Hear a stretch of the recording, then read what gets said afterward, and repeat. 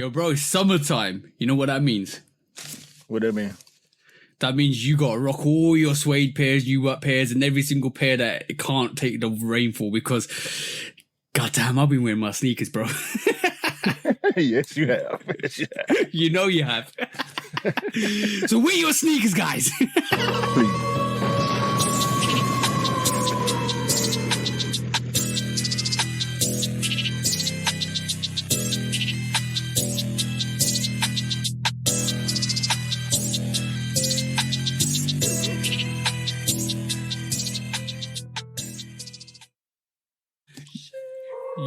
Yo, welcome back to the Shooter Podcast, episode 129 with me and the bro 808 Kicks ATL. Welcome back. But like I do say at the start of every single podcast, or when Q does say it as well, please do like, follow, subscribe, come and chat to us. Let's have a conversation. Let's break it down like we always do, because we always like to break it down every single week. Because what are we here to do today, bro? Like we do every single week.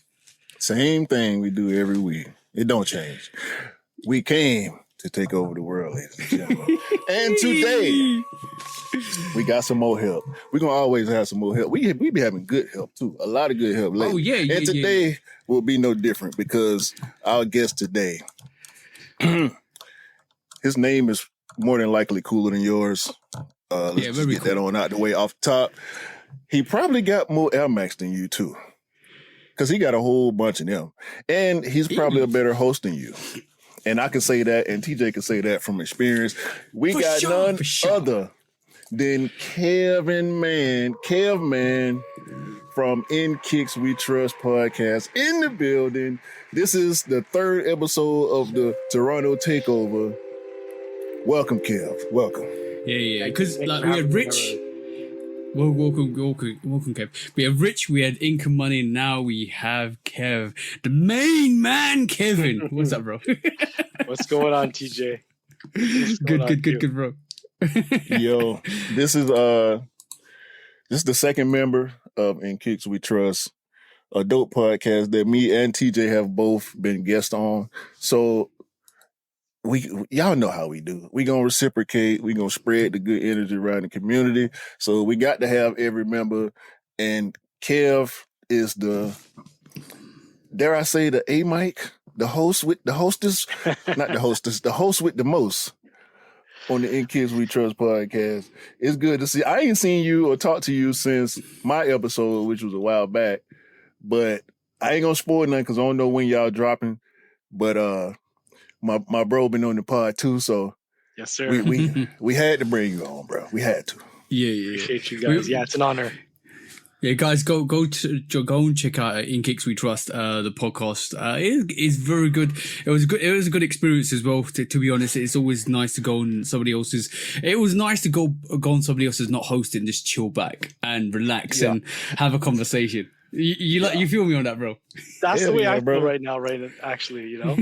Yeah, good, man. That's we want to spread the energy because we know the three of us, along with Rich, we know what it is to put a show together, and it's not easy. We make it look as easy as possible, but it's not easy. So it's good to have some more representation. That's all. I'm happy. Yeah. Exactly. So for being from Toronto, what time is it there? As in the time of recording, because I'm at nearly 11 p.m. It's almost 6 p.m. here in Toronto. So okay, same as me. Yeah. So your time differences are pretty much the same. Well, how is it in Toronto? And what have you been up to this week in Toronto? Man, the summers in Toronto are crazy. So, I mean, this week particularly, just getting through the work week, to be quite honest with you. But for the summers in general, I've been cottaging most of the time, so I haven't been able to experience a lot of the events that are going on in Toronto. But we had Caravana last weekend, right? There's always events going on. Weather's been beautiful too, so can't complain with that. But I mean, just in general, for me specifically, just been hanging with the fam, just enjoying summers with my friends and my family, and just doing the cottage thing. So, been able to just relax, so to speak. So when you say the cottage thing, what you mean? So we've got like Lake Ontario, close by. Okay. We're on Lake Ontario, but there's other lakes that are close to us too. Whoa. Did you say we're on Lake Ontario? Yeah, like we border Lake Ontario, so That's a flex. Yeah. That's a flex. Hit the Well, button. not Hit me the button, TJ. Hit the button. That's a flex. That's a flex. The city of Toronto, right? So no, that's that close because Lake Ontario be popping, right? oh yeah, like we have the CN Tower and the Rogers Center and the Scotiabank Arena is right in the heart of downtown. You can see Lake Ontario from right there. So when you're at the waterfront there's always events that are going on around the waterfront too. So that's what I mean by, Toronto's summers are always popping because they have always got some sort of events going on that just, you're able to just enjoy the views, boat cruises, that sort of thing too. A lot of boat cruise parties and things are happening. So, it's usually pretty wild times in Toronto in the summer. Speaking of events, what side do you follow, Kev? Oh, okay. Are you like us or are you like them? I gotta ask. Yeah, you know what? Like, I had this discussion. I think being from Toronto, of course, with Drake, of course, being from Toronto as well. It's one of those things where you got to represent for your city. I think both guys put up a good fight. And it's one of those things, I think for me, I think I'll have to represent for the city of Toronto. I'll say Drizzy. Yes. He definitely showed out. It's hard to say because both artists, they put up their shots, right? But the thing is that, when you pick a side, it's hard to convince the other which side is the actual winner. That's the problem. So yeah, you know what I mean? If somebody's already said that Kendrick is the winner, you're not going to convince them otherwise. If somebody said that Drake is the winner, you're not going to convince them otherwise. So yeah, but you almost have to agree to disagree there. Yeah, we do. That's a fair play. We will agree to disagree on that. Yeah, we definitely agree to disagree. Yeah. Especially when one artist's whole philosophy of shots was debunked, so we have to agree to disagree. Well, they both been debunked. But that was my whole stance in the middle of it when people were leaning on the accusations from either side. Mm-hmm. Mm-hmm. Like it's beef, so you could say whatever. Like when Tupac said he slept with Faith, she denied it, but "Hit 'Em Up" was still the greatest diss song before "Not Like Us." Nobody.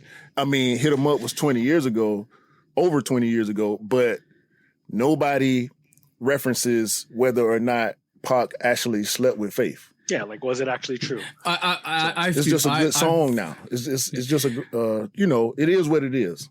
Let me be honest. On the whole Jay-Z and Nas era, I actually was like for a long time. I was actually saying Jay-Z actually beat Nas. But on reflection, when you go back to it, Nas ethered Jay-Z heavily. Well, and I believe Jay-Z won. Go ahead though. I still that was very close. In my personal opinion, that was really close because I love Jay-Z, like in terms of the music representation. Nas is up there for me as an artist as well, but going through it, I think Jay-Z maneuvered in a way where he was just on it. But he did apologize for Super Ugly, and the Ether song, to be honest, over Takeover was like a bit better in retrospect after years and years in delving in it. But the true winner at the end was Jay-Z. Business wise, he maneuvered like crazy. We ain't talking. We got to take that out though. We can't. We ain't talking about. Yeah, we ain't talking about like life accomplishments or business acumen or none of that. When we talking about music, we talking about songs and we talking about bars. The reason why I chose Jay-Z, and I was a Nas fan before I even heard a Jay-Z song. Let me just say that. Yeah, same here, bro. So I'm a lot less of a Nas fan since then. Like when I was a kid, it was written. That was the album that got me on the Nas, and I had never heard of Jay-Z to that point. Mhm. But what I'm trying to say is, to me, Jay-Z made better songs, plural. Ether was arguably better than each of Jay-Z's diss tracks to that point. Even Takeover, because it's not like how it is now where you can just drop a song in a couple hours. Yeah. You had to wait for the album to drop or a mixtape to come out, or you had to wait for that artist to send a song to the radio station or whatever the case is. Yeah, So I that beef think- lasted a whole lot longer because we were waiting on album cuts to drop. Yeah. So people had declared Nas the winner before Jay-Z put out his last song. Yeah. I think it was very it was very interesting time. And if I'm honest, you really can tell like Kendrick is a true hip hop artist in terms of his history, because what he did with the OVO sign and calling OV hoes and all that stuff, he kind of did what Nas did in terms of calling I rock hoes, you rock fellas. Yeah. So they kind of, so you can I recognize that when actual Kendrick did what he did to Drake, and I kind of said definitely Kendrick knows his history in terms of what he's doing. That's kind of what it boiled down to. It was kind of like a war of semantics in a way. Mm-hmm. Yeah. And I think Kendrick thought deeper about it than Drake did. For the people who believe Drake took the L, it was more about cultural issues. Yeah, 100%. And that's what Kendrick leaned on, and that's why I know me and TJ feel a certain kind of way. But I have zero issue with you, Kev, saying I'm from, because that's how I am. No. If you're from Atlanta, I'm gonna ride with you until you give me a reason not to. You know what I'm saying? Sure. So exactly. if you're riding with your hometown guy, I see zero problem with that. And you know what that is? Sensational. What? Yeah. I told you I'd get you to this week. I told you I'd get you this week. This man, he add new clips. Just New sound bites. Yeah, bro. I never heard that one before, man. I don't like it. Yeah. I promise you. See, I don't know. I think the other thing too is that there's so much Drake hate. I think it just gave people a platform to express that as well. So, Yeah, he easy to hate, though. you know what I mean? Yeah. It was. To easy be to honest, hate. it's coming. His semantics behind the scenes is the reason what took him to where he is at the moment. And this is why he's not getting a lot of love from a lot of people at this moment in time, because for people in the industry, it was really easy to turn their back on Drake. I don't think so. I heard rumors at this moment in time. It's only rumors that Wayne ain't messing with him and Nicki Minaj messing with him. So that's quite that. I don't know how true that is, especially with the new couple of songs he's released. Yeah, it's not really cap if you got XO chain on your chest and you're rapping with that. They wasn't running around with him before the beef. Yeah, true.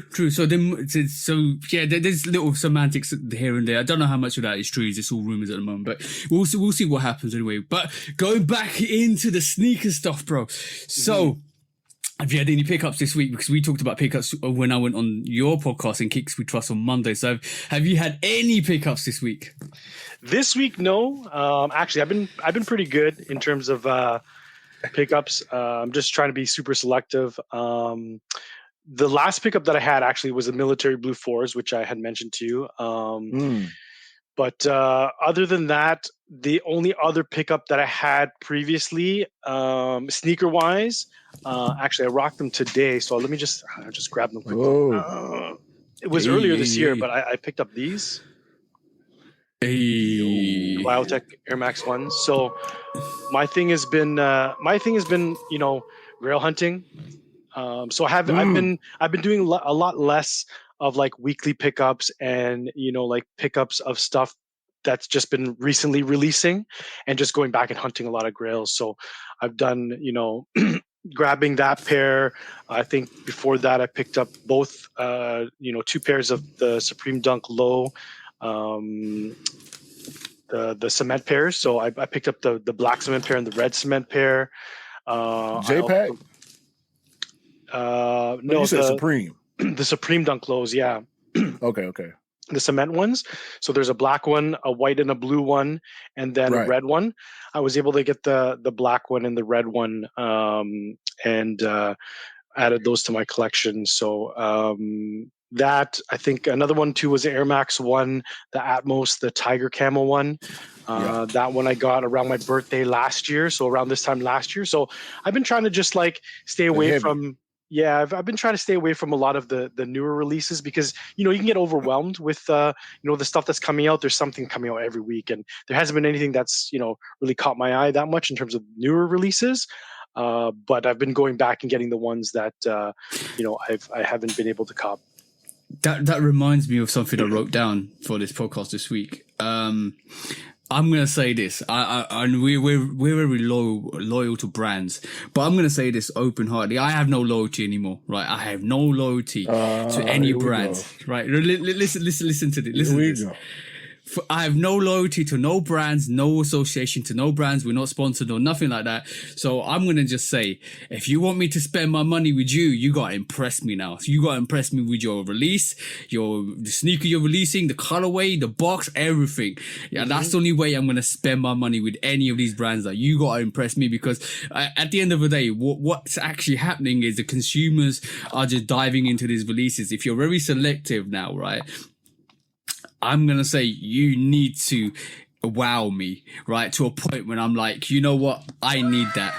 And that's the only reason I'm going to spend my money going forward. You got to wow me, and then I'll buy it. Ain't that always been the case, though? Yeah, it has been the case, but like you rein it in a bit more, because like now it's not like, yo, I'm gonna buy every single release that comes out because it's like nice. No. It's I'm going to your avenue. Q is like basically literally making sure it's gonna wow me. It has to be special for me to spend my money now. This is new. This is a new development, Kev. Give me a second. He's changing his tune now, is he? Because this guy, I'm talking about bro. 6, 7. That's only happened to me once. I remember it was July 22. I bought 6 pairs, and I end up selling 5 of them over time. Like not, immediately. Yeah. I felt like at the time that these were pairs that I was going to keep because I wanted all of them. That's why I bought all of them. Like I'm way past like copping for cop's sake. If I like it, our slogan, buy what you like, rock what you like. But why is my phone? I'm sabotaging myself. Y'all forgive me. I'm sabotaging the pod today. But being picky, bro, it adds to me, in my mind, it adds clarity to your collection. Like, absolutely. I feel like my collection is a collage, a beautiful collage of weirdness, wackiness, nostalgia, and like personal feelings, when you like this rolling New Balance, right? Anybody that's been paying attention to us, I talk reckless about New Balance so many times, bro. But when they did this rolling TR 808, I said, no, I got to buy that. Now I got to eat some of my words, right? Because I'm 808 Kicks. Did you buy it because of the 808, or did you actually like the silhouette? I do like the shoe. I wouldn't have bought it if I didn't like it. Now, let me say that. And I am going to wear it. However, Roland made the TR 808 machine. My name is based on the 808 drum. There would be no 808 drum without the Roland TR 808 machine. There you go. Yeah. But what Q hasn't told you, he's going to swap those insoles out, put some Nike insoles, so there's like a bit of a cushion between his feet and the New Balance sole. I would not, because it's already tight. It's already tight as hell, and plus the insole got the 808 on it too.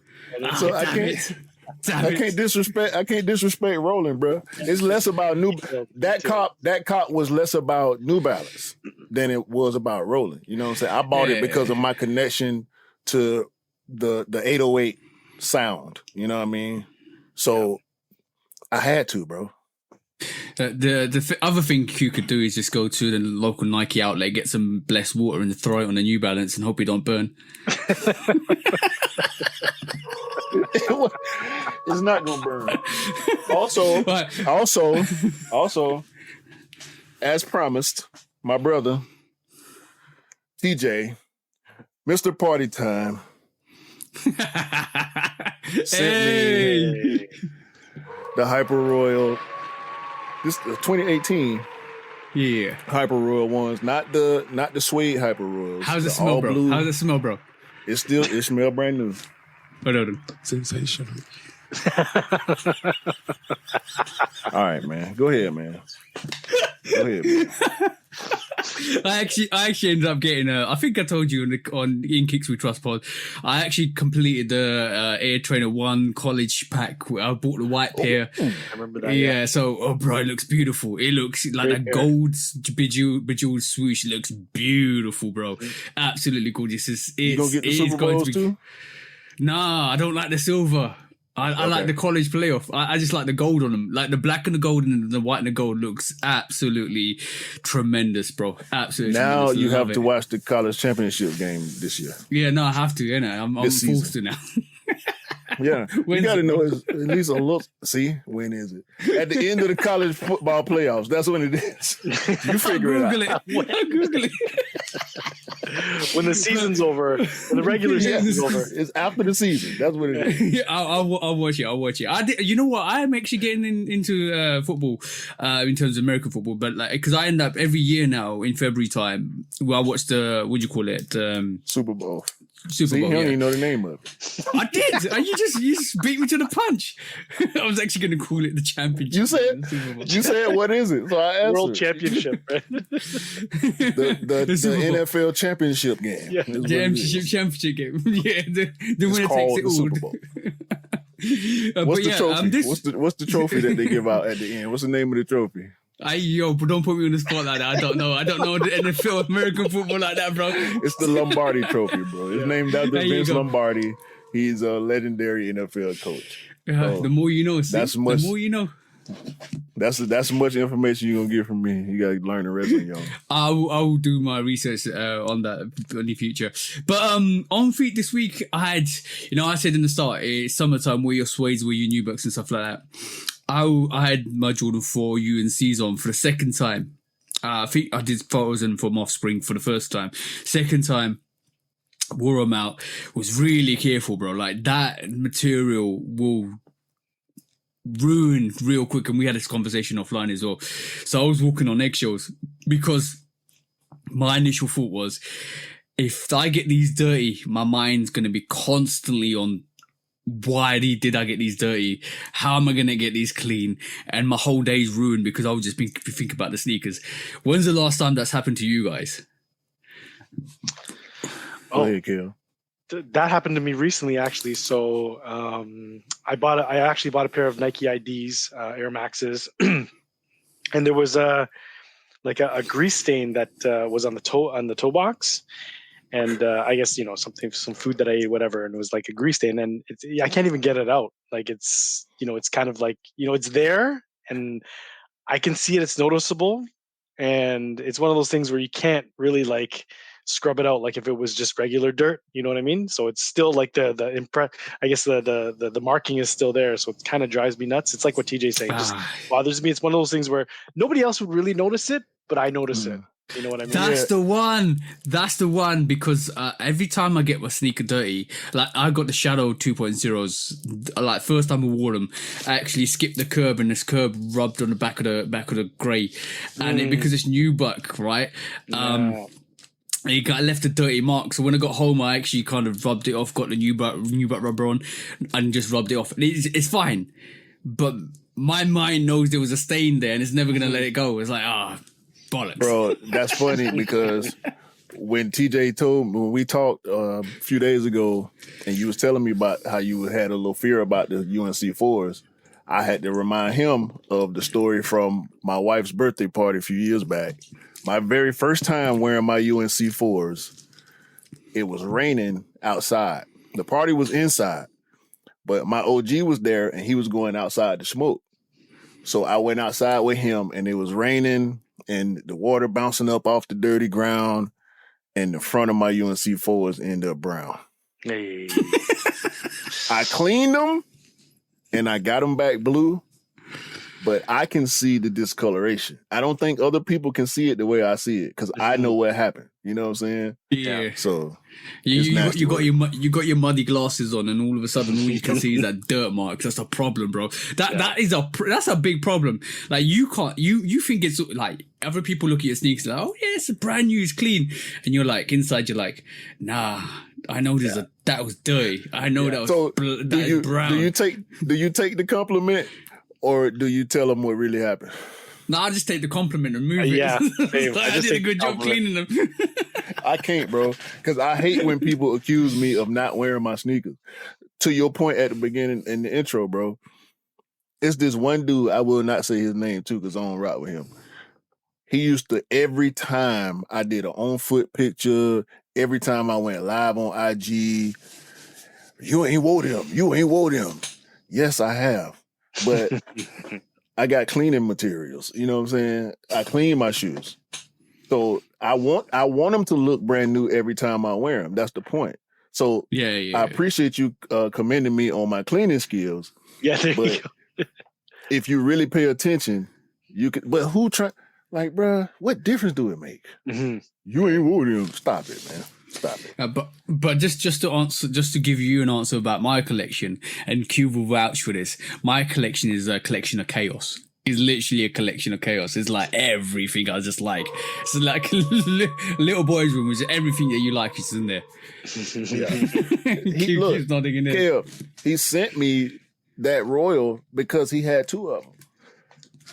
I think you mentioned that to us too. Yeah. And he ain't like, it's a shoe from 2018 that ain't no foot bend inside. Yeah. Well, I got my foot. I ain't got that. I ain't got that. I mean, you wear the other pair, but how often do you wear it? Like, you know what? I wore it quite a bit when I first got them. Like, maybe about a year, 6 months after. They're not beat. They cut, bro. I don't beat my sneakers like that. I don't. Exactly. If I clean them right, it literally will look brand new again. But saying that, bro, I think I need to put my invention into place. And I already talked to you about this. I hate driving in my car, bro. Every single time there's a black marker. I clean the carpet and all that. But every time you get in the car and put your foot in the car, it gets dirty again. And you start riding it and it's just, man. Like, even on my wave runners, there's a black mark on the back. And I hate that so much. Mm-hmm. I just, makes me angry. Driver's pet peeve, yeah. So have you ever, I ain't gonna say have you ever, what life adjustments have you had to make around your sneakers, Kev? Because I know I got a few. Life adjustments. Oh. Yeah, like because I'm a sneakerhead, my life or my lifestyle has to be different in this way. Like what TJ is saying, I don't get driving stains no more because I drive different because I'm a sneakerhead. Now, I actually hold on. What do you mean drive different? Do you have your legs on your steering when you're on your feet on your arms on the pedals? Yeah. No, I learned how to adjust my foot to where I don't get driving stains, and now I don't have to think about it. I don't clean driving stains off my shoes because they aren't there. I'll send you my invention once it's done. And people say they put a towel down. People say they put a towel down. I used to do that. Yeah. But for me, like, for me, like, I don't. To be quite honest, like, I wear my sneakers. I don't really try to change the way that I walk in them. You know what people say, like, oh, I don't like creases, so they walk like penguin footed or whatever the case is. Duck foot. Or whatever it is. The new shoe walk. For me, it's I check the weather religiously, like down to the hour. So I know which sneakers that is. So in terms of lifestyle change, I don't change the way that I walk or the way that I drive or whatever, but I make sure that I know that I'm wearing sneakers that fit the weather that we're having, right? So, as you know, in Canada, we can have 4 seasons in the same month, which is insane. But sound like Georgia. There you go. So you know exactly what I'm talking about. But I will check the weather religiously down to the hour. If I have to, I will bring 2 pairs of sneakers with me, just so I can do the switch up to make sure that I'm not wearing suede and rain. Guilty confession. Whoa, that's next level. That's next level. Hold on, Kev. That's some next level sneakery right there. That is, that's some expert, like, master sneakery behavior right there. I brought 2 pairs just in case it's gonna rain. Like, who are you? Keep a beater pair in your trunk just in case. You never know. Oh, you saying beaters? Okay. Yeah. Well, I mean, exactly. It's not like I'm bringing 2. I mean, I could bring 2 nice pairs if I want to, but, like, for example, like, I have 2 dogs as well, so sometimes I'll take my dogs with me on a walk, but I'll bring a pair of sneakers with me that I'm going to be rocking at one point. And then if I have to take them on grass or on a dirty path or something like that, like a dirt path, go to the car, switch them up to the beater pair, and I'll walk them there. That type of thing. Makes sense. That makes sense. That's what I mean. Like, those are lifestyle adjustments because you're a sneaker, like, things that you do because you're a sneakerhead. Like, I sweat a lot when it's hot, but I always got a rag in my pocket, regardless. Right. Whether it end up being for my face or for my shoe, or if I got on a white shirt, because we anti-white shirt over here. Yeah. You know, no white shirts out there. Detergent pens, like, detergent pens are one of the best inventions. Like, I used to have the little wipes, the little sneaker wipes. I got wipes in my car because to me they're the same. Whether it's got the word sneaker on it, right? Yeah. So, like, those type of things. Like I said, I've done the towel thing before. I kept a towel in my car. When I had on my work shoes, I would put the towel in the back. When I had on sneakers, the towel going under my feet. So Kevin, have you ever done a last minute sneaker change, an outfit change? Outfit change entirely? I don't know if because sometimes you check the weather, it's fine until an hour before you go out and you're like, oh, it's going to rain. So does your whole complexity of my sneakers are different now and they're, like, maybe different color because obviously they might be pattern leather or you might be rocking something different. Does it change your whole outfit? Have you done a last minute change ever? Oh yeah, all the time. I mean, when I pick out what I'm gonna rock, outfit wise, it starts with the sneakers. I usually have in my mind what I'm gonna rock in terms of sneakers. Check the weather. If that's not gonna work for that sneaker, I have to switch to another sneaker, and then that whole thought of that outfit will change as well. So yeah, I had the same experience this week because I was gonna rock the Wave Runners again because they're out. By the way, don't be like me. Don't make sure you clean your sneakers as soon as you get them off your feet because I've got like 5 or 6 sneakers I need to clean. But I basically I had a Wave Runners on. One day it was nice and hot, and then next day it was like dark clouds and thinking it might rain.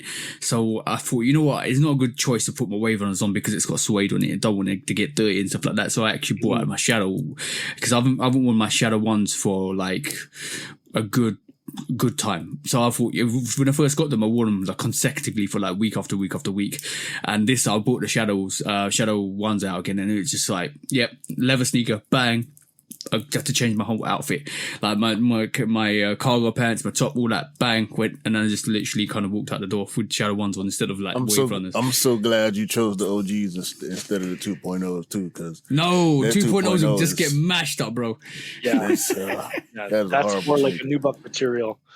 Yeah, I'm telling you, if I get those 85 Shadow 2.0s next year and its leather is beautiful, I'm getting rid of those trashes that the new butt trash that was released. Should never be released. Look, no offense to anybody who likes that sneaker. Yeah, we speaking that's on me personally, by the way. The manufacturing of the sneaker. We talking about how stiff the materials are. I mean, maybe that's to somebody's advantage. I like the colorway. That's why I bought it. But when I got it in hand, bro, and started feeling on it, because we fill up our sneakers like a woman. You know what I'm saying? Once I lay hands, Don't we don't? Yeah, do you touch the booty extra firm when you touch the booty? Give it a little squeeze, you know. Yeah, no, when you pull it, you got the, you know what I'm saying? Squeeze that booty. One in each know, hand, the right? Like one sneaker. The smell, you know what I'm saying? Because you got to squeeze the tech, you got to, you know what I mean? You got to see what you got, you know what I mean? You got to do all that. So some of that booty action. Look, Q's giving me some of that visual booty action as we speak. Yo, sneaker, we call it sneaker porn, right? Yeah. That's what it is, dog. You got to fill it up, man. If you buying sneakers, you ain't filling them up before you put them on your feet, you ain't doing it right, man. I'm sorry. You got to vet it. You know what I'm saying? You can't jump straight in and you ain't checked out the merchandise. You got to check out, see what's going on. You know what I'm saying? You might have to make some adjustment. Either that or you're lying that you don't do it. Ain't nobody lying. Yeah. Why would I tell lies with shades? No, I'm saying if somebody says that they don't, they're lying. Yeah, they doing it. They doing it. They doing it. Yeah. Look. If you don't touch it, grope it, and sniff it, you're not doing it right. In all occasions. You do have to give it a sniff now. If you ain't you better sniff it before. Because if you smell it after, the test. You got to give it the test, man. Anyway, so Kev, back to normalcy. When and how did sneakers become a thing for you? Oh man, so I'm an old man. You know, I was born in 79. How old are you, Kev? I just turned 45 on the 7th of August. So last week I turned 45. Cool. Damn. So hopefully when I get there, I can look like as young as you. Man, I get that looking like he's 32. I get that all the time. But no, I lived through the sneaker era, like the beginnings of sneaker era. And for me, it was I had an older cousin. He's 5 years older than me. And at the time when I was younger, this was back in the 80s. It was the Air Max 1. He came back home. I was at his house at the time. He came back home with the Air Max 1s. And OGs. The OG pair, red pair. And I remember. So you were what, like 8 years old at that time? Yeah, exactly. I was just around 8, 9 years old. He came back with that pair, and it was the first time I'd seen the visible air unit in person, and just gawking his sneaker. And at the time, the other thing too was it wasn't even just about the air unit. What did it for me for sneakers too was, I talked to my cousin all the time because he was in high school at the time or whatever. He was just older, and he knew all the cool stuff. He had all the cool music and everything too. So I kind of looked up to him, in that regard. But anything that had Nike Air on it was also huge. So he had, a lot of the trainers that said Nike Air on the back. But it wasn't until I saw the Air Max 1 with the visible air unit that was when I was like, man, that shit is fucking cool, man. See, Toronto reminds me of London and the UK a lot more. The more I talk to you guys in Toronto in terms of Rich, you and Ink and Money, every time we have this conversation, Air Max 1s, the diversity, it just reminds me of London a lot. And it feels like Toronto's like a second home in terms of if I go there, it'll be exactly like London. Because the Air Max 1, I can understand your sentiment on that. Because the Air Max 1 wasn't it for us. Like when you mentioning trainers with Nike Air on the back, I 100% relate to that because that's how I am now. That's why I love when trainers drop the retro football stuff, the softball stuff, the Griffeys and Dion's and all that, the Bo Jacksons. That was what we were into in the South. People wore Air Max, but Air Max was never a main focus. So I know London, the Air Max 1 is huge, and with you saying that makes a lot of sense. Mm-hmm. Yeah.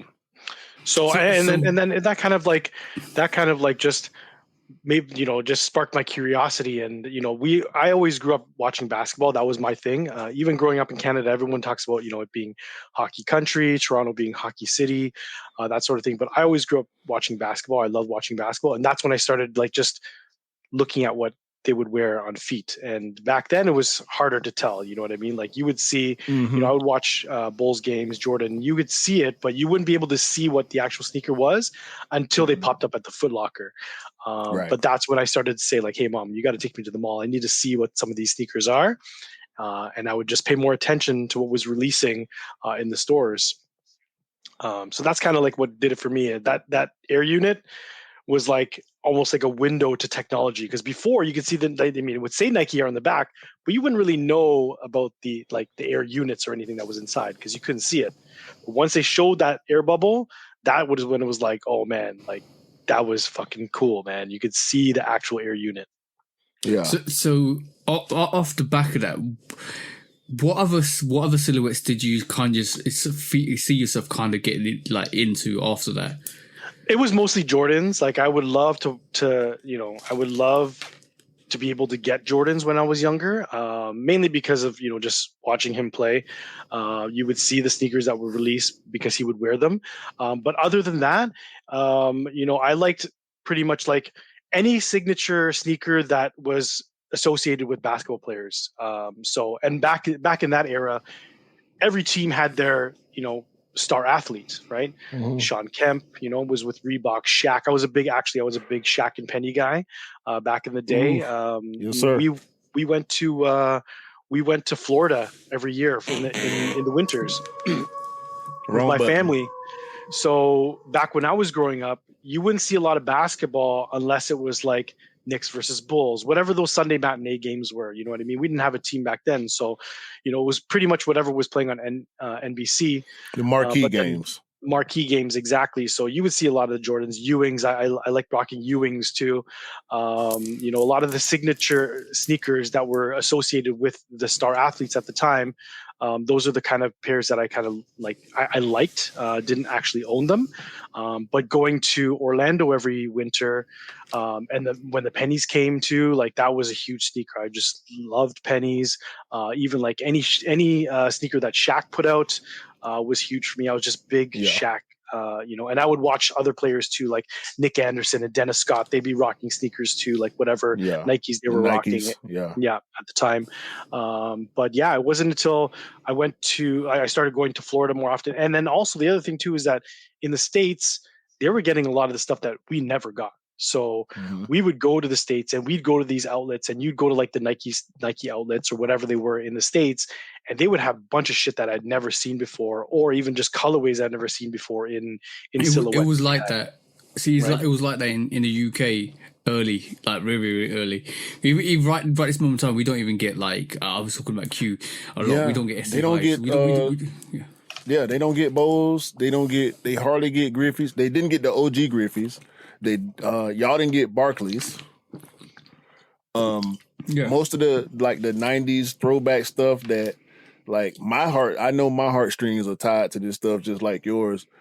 But a lot of that stuff wasn't popular over there. So when the retros come back, they don't even bother sending them over to the UK and Europe. Like they can't. And TJ is a trainer guy, Mhm. and he can't get his hands on no Bo Jacksons. That's crazy. Yeah, the market's so different there, right? Exactly. But what was the? So you're saying you obviously? I mean, I relate 100% because I was an East Bay kid. Mhm. Like we used to walk around with East Bay magazine rolled up in our back pocket. Yeah. We ain't had no money, but we talking about every time we get a chance.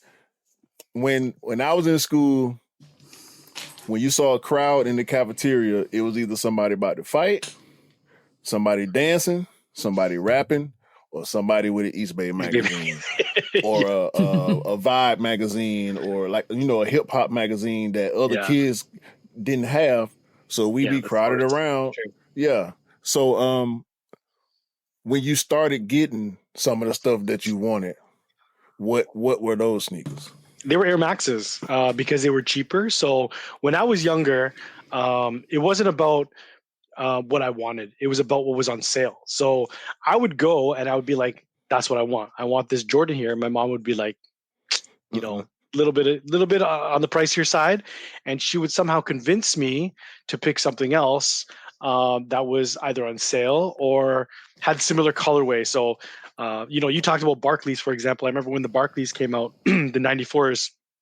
I wanted them so bad because they had all the air units on it, and like I said, I was Full just length air. That was one of the first sneakers that had like the whole up tempo vibe.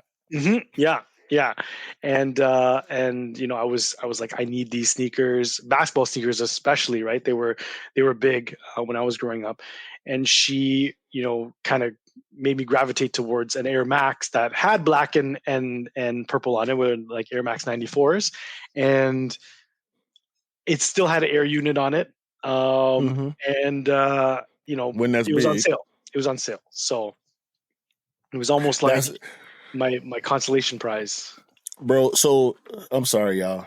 I gotta break up the interview because I did something to yo. I just want to say shout out to East Bay Archive. I love that page. They switched it up. East Bay Archive on IG. They switched the page up a while back and went away from showing the East Bay pages. But they came back and they changed the name back to East Bay Archive. And I went crazy one day, bro. I had some downtime at work. And Kev, TJ, this the stuff I'm talking about. Yes, sir. Exactly. This the stuff that I'm talking. Look at that. Look at them bubbles on that, bro. You probably never seen these before.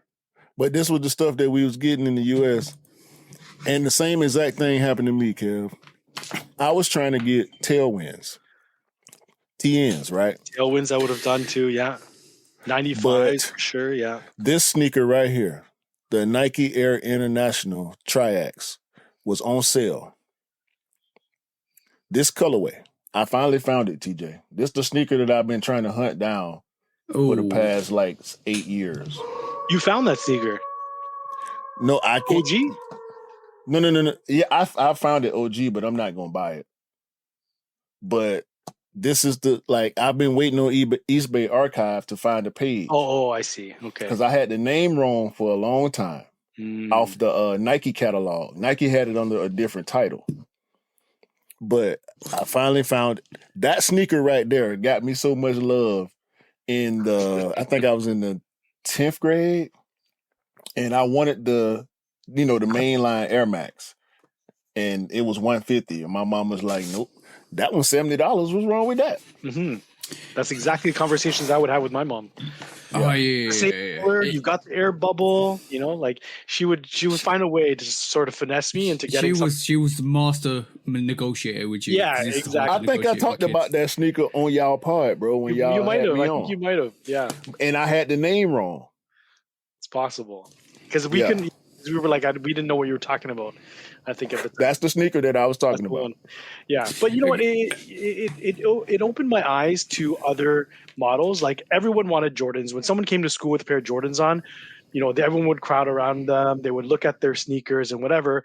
And I knew that I wouldn't be able to get those sneakers, but I would have love for other silhouettes. It kind of opened my eyes to other pairs as well. Again, like I said, with just loving basketball too, I didn't mind having a pair of Shaqs. I didn't mind having a pair of pennies. If you were to get me a pair of pennies, I would be through the roof too. I didn't necessarily have to have Jordans. You know what I mean? Ewings. When we went to Florida, there was a store that sold all Ewings, or like there was such a huge selection of Ewings. My mom was like, "You can get one of these." They were much cheaper than Jordans. I was through the roof. I was happy to get a pair of Ewings because we didn't have them in Canada at the time. Yeah. It's always nice to kind of get something that's not really readily available in your country as well, which is absolutely. That I think if I went to the States, that's probably what I'd end up doing. Is literally getting pairs that I can't get over here. And I'm gonna take you to all the places to get them too.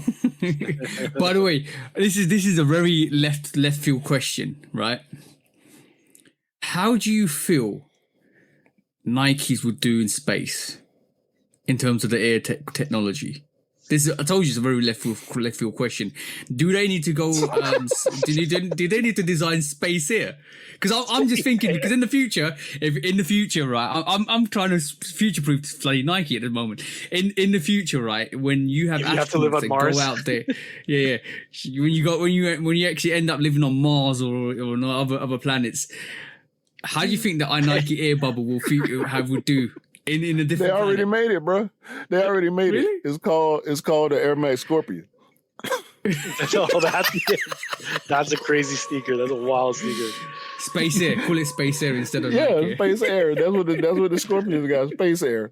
It's not Space Air Air. Max. It's Space Air for sure. So for what is your favorite Jordan silhouette?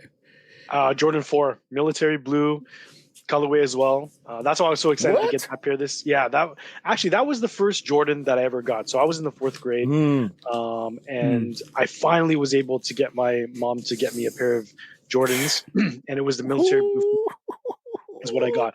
Because how many cookies did you? You was the man for real then, bro. They couldn't play with your name then, bro. Oh, yeah. You was KMan for real with them. Boy, what? I know you felt like him, didn't it? Oh, I did, man. And it's funny because I have a picture of me in the school photo. When you have the group shot of you and all your classmates. Yes, sir. I was always a short kid, so I always sat at the front, but that meant you get your sneakers, and I'm sitting there with a grin from ear to ear, and my Jordan 4 military blues. It's hard to see because it's blurry, but they are there. And that was the first pair of Jordans I ever got, because I think, like at the time, like I was saying, the Air units came out, and that's when I noticed Jordan 3 and then the dunk competition and seeing that, and then realizing what those were. Never got those, but when the 4s came out after a year of begging, like, can I get the Jordan 3? Can I get the Jordan 3? Can I get the Jordan 3? No. And then finally I was able to get the Jordan 4, and it was a military blue.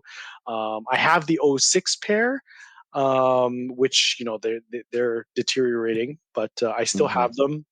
Never got the 2012, and waited for the proper retro with the Nike Air on the back, because that brings me back to the OG pair that I had when I was a kid. And I wish I would have kept those. Some people, they have sneakers that they had when they were a kid, and they can still kind of showcase them and whatnot. But I beat those to the ground. Like, I wore them for everything. I wore them every day, all day, for everything. There was no way. Like, once those were done, my family was like, you get a new pair, you just throw the other pair out, because they got holes in them, whatever the case is. But you made them do what they were supposed to do, though. Exactly. I wore them. I wore the hell out of them. But I was proud of them. That's great. That's great. That's what I'm talking about. See, y'all, this is what we talking about, y'all. It's more than just products and materials, man. It's real life. It's real life out here for people when we able to connect the dots on certain stuff, man. Like that military blue. When you said the military blue,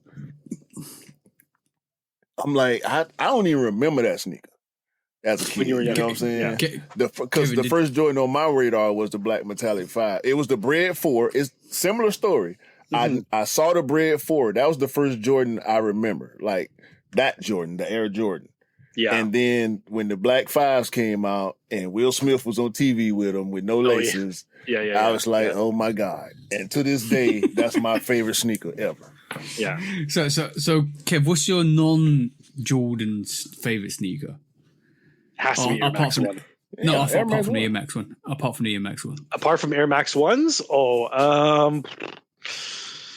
That's a tough one. I'd probably have to say non-Jordan, non-Air Max 1. I'll probably have to go with non-Air Max. It can't even be an Air Max at all. Okay, I'll have to say an Air Max. I'll have to say Dunk High specifically, because that was another pair when I was in high school. Another pair that was cheap. No lows. I would still rock lows, but it was the highs at the time. Everything that was high cut, it was that was what was popping. Nah, Kev. He just tried to play you. He just tried to pull you over to the no low side with him. See, TJ is no low. He's straight no low. But you're an Air Max 1 guy.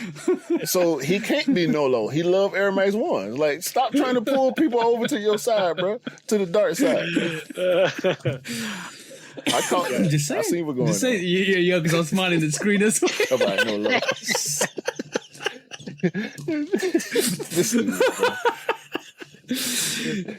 So was there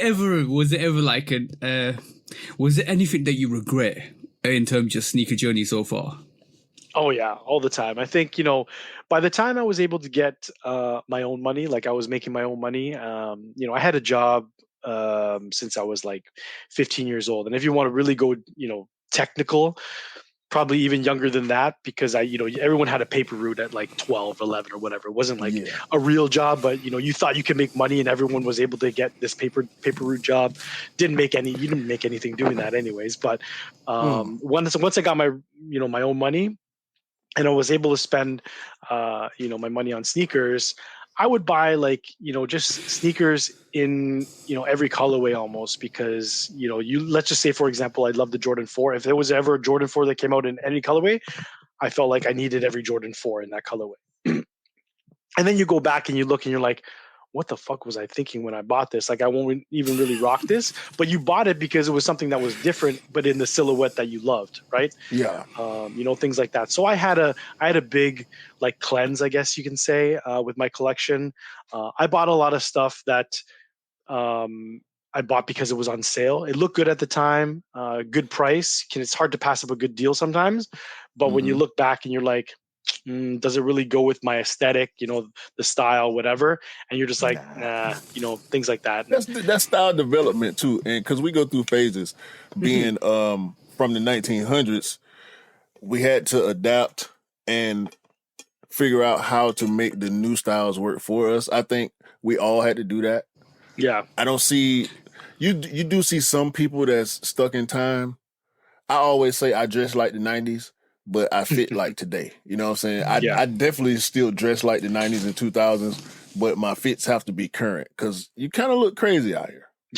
Yeah. No, like we was tripping wearing 3X, 2X, 3X t-shirts, and I'm talking about for Atlanta specifically. We was wearing 2 and 3X t-shirts, jeans. I mean, in the US, because I know they was doing it on the East Coast too. Jeans 4 sizes too big. Sure. Just to get the baggy fit. Yeah. In New York, they was buying hats too big so they could fit over their ears. The worst, headbands and bandanas, and we look crazy. Bro, the worst style was the Visu that goes up your leg into your butt crack and out back. That was the worst style. Oh, the logo on the back. Yeah, logo on the back of your jeans. Man. That was horrendous, bro. Now Visu jeans, bro. I used to have a couple. Yeah, you did. You saw your favorite rappers and your favorite artists. You saw Jay-Z wearing them. You're like, okay, cool. And you're like, I need to get them. And you would rock tell you what I did that I really, really regret. I had some shiny shorts, bro. Some shiny jean shorts. They were black and they had like a metallic kind of glittery. I think I know what you're talking about. Bro, they were some Guess shorts. That was like the Puff Daddy and Mace. Did you get a space? Damn near. The Q was trying to be an astronaut. And I tell you what, I had the Jordan 12 Air Max. Yeah, they were the called black and gray ones. Comfort or something. Comfort, yeah, CFMT Jordan 12 Comfort. Yeah, something like that. Yeah. Bruh, yeah. I was killing them. I swear I was. I thought I was. I wasn't. in your mind, you thought he was, bro. Yeah. I wasn't. I was killing myself. I was killing them. I was killing myself. Hey, I was a rapper back then, though. I had to be noticeable, bro. That's right. You're into music, so that's the other thing too. Like fashion changes so much in music.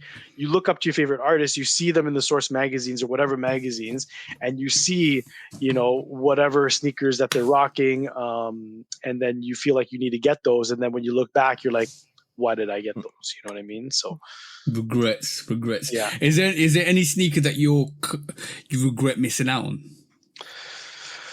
Yeah, I think there's a lot. I think I mentioned this previously with my guys, but Dornbecker 3s was a pair. When they first, or the red ones? The OGs and the retros, I had opportunities to buy those at 500 Canadian dollars when each of those both released, and I passed because at that time it was insane to pay that much for sneakers. And you look back now, $1,000 sneakers is people do that without even flinching now. $500 is like nothing. So I mean, there's a lot of pairs that I wish I had copped at some of the resale prices at the time, but my philosophy always was, like, if I can get it for retail, I don't want to get it. You know what I mean? And if I wanted it, I will eventually get it somehow at the price that I want to pay for it. So what's the most you paid? Probably. I got the Cos 4s. I bought the Cos 4s. The gray ones? The gray ones, yeah. So I'm a huge gray sneaker fan. So anybody that knows me, I love gray sneakers. Anything with gray on it. You didn't get the Paris fours because you got them Cos. Yeah, exactly. I have the Cos. I didn't need the Don't you find it a bit disrespectful to the calls? Because those, like, when I look at those Paris 4s, it reminds me of the Neon 95s or the Cool Grey 4s more than it does or a craft variation of the 4, rather than the actual calls 4s. I can't see it. I literally, because the only reason why people comparing it because it was put on social media, but I can't see it. Because they want to call stuff poor man. We got to stop that. We against the poor man label. We don't do that over here. Yeah. Allow that because like basically like all I'm gonna say is that Cause 4 and that Wet Cement or whatever Paris 4 is nothing alike. It's nothing alike. I agree with you, TJ. I mean, it's the details for me on the Cause 4 specifically. You know, like if you own the pair and you love the pair and you've done your research on the pair and there's a reason why you love that pair, you know, you can see the differences. The materials aren't even the same. It's not got translucent outsoles. The material's not the same. It's not even got no graphics. If you picked, I have an accidental cop for the Wet Cement 4s, right? If you look at that and you pulled out a Craft 4, right, there's no difference except for some of the paneling. It's literally the same as a Craft 4. Right. Mm-hmm. So for when people say, "Oh, it looks like a cause," it might look like a cause from afar, but it's not a cause 4 at all. And you can see a cause 4 blatantly with the suede. I was gonna say, if you make that mistake, you ain't. First of all, that's an impossible mistake because first of all, you have to know what the cause 4 is to be able to make the mistake of seeing a Paris and calling it a cause. Ain't nobody that makes sneaker contact before they make eye contact gonna call that Wet Cement a cause. Even if you think it's in question, you're gonna wait till you get closer. You know what I'm saying? Like if you're from a distance, you just see a gray. You can see it's a gray Jordan 4. It looks like the Cool Grey 4 more. It looks like the Cool Grey 4 more than it does the. Even though the Cool Grey 4's got white midsole. It's got white midsole. Plus, and I love the Cool Grey 4 too. Yeah, if I see somebody that I think is wearing a Cause 4 in a normal setting, like a non-sneaker setting, I want to go talk to that person. But by the way, that whole situation when people start calling it that Paris 4, the Cause 4, that was like if somebody took a bloody halfway shot and missed by like a mile. That's horrendous. You know when you have really bad takes, that's a horrendous take. Like, get out of here. Yeah. Like, what are you trying to do? It's 4 type of people that do that: goofs, doofs, suckers, and squares. That's it. Yeah, I mean, I get the fact that people want to, you know, they want the look of a Cause 4 without paying for a Cause 4. Sure, I used to do that when I was younger too. You can't afford the Cause 4 that you want. You kind of shop the look. You know what I mean? Like, there's lots of pairs out there that they weren't exactly like, or they weren't the exact pair that you wanted, but maybe you could shop the look of that pair. You know, until you're able to afford, you know, the actual pair. Yeah, but you need to work for a brand, bro, because that's what they do. When you go on Nike and you want to see something and it's sold out, they show you other sneakers in that same color. That's right. Yeah. Like, I ain't going for that, bro. I want that. Listen, that's easy too. I didn't buy this New Balance because I like the Union Field General, the black one. I still want the black one. I didn't buy this because of that, because it's similar. You know what I mean? It's just a coincidence. And I had to see that for myself. Like, wait a minute. It's a black shoe with a light bottom. It's a low top. It's suede. But it's not the Union. I still like the Union more than I like that. You know what I mean?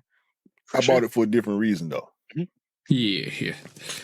But yeah, it's interesting to just generally like it's just interesting how people like kind of disrespect a sneaker by calling it something that it's not. I think it's more. I know the whole avenue is to sell a sneaker because you want to make people gravitate to it, but it's more disrespectful. Just give that sneaker its shine that it needs. It's a Paris. First of all, you took the Paris name out of it. You call it a wet cement, which is associated with obviously the cement or the look of aesthetics in Paris anyway. But you're disrespecting the sneaker. You're literally disrespecting it. Yeah. First of all, you take the name from it. Disrespecting that wet cement 4, and you disrespecting the cause. Yeah, of course you are, because like the cause is a Grail sneaker. Like to associate something that magnificent and a collaboration which probably we'll never see again. Cause is him, bro. Yeah, exactly. With a sneaker that it's a good sneaker. The wet cement 4 is a good sneaker. There you go. No, let's not even do it. Let's not even do it, bro. I have it in hand. It's a good sneaker. But is it the cause? You ain't sent it back yet. You keep I got to send it. No, I'm not. I'm sending it back. I have to find the receipt. I have to find the receipt. I don't, bro. I got 2 cool grade 4. It was an online cop, right? You don't need no receipt for an online cop that's in your account. I'll sort it out tomorrow. No, I got two cool grade 4s and I got the Croft variation. So I don't need it. Look at this. Look at this. I don't need it. Shut up, bro. All right, cool. Let's get on to some interesting stuff. All right, cool. All right, so this is the segment where we interrogate you because it's time to kind of interrogate your selections. So loose shoes or dump. Hopefully nobody told you about this. Loose shoes or dump.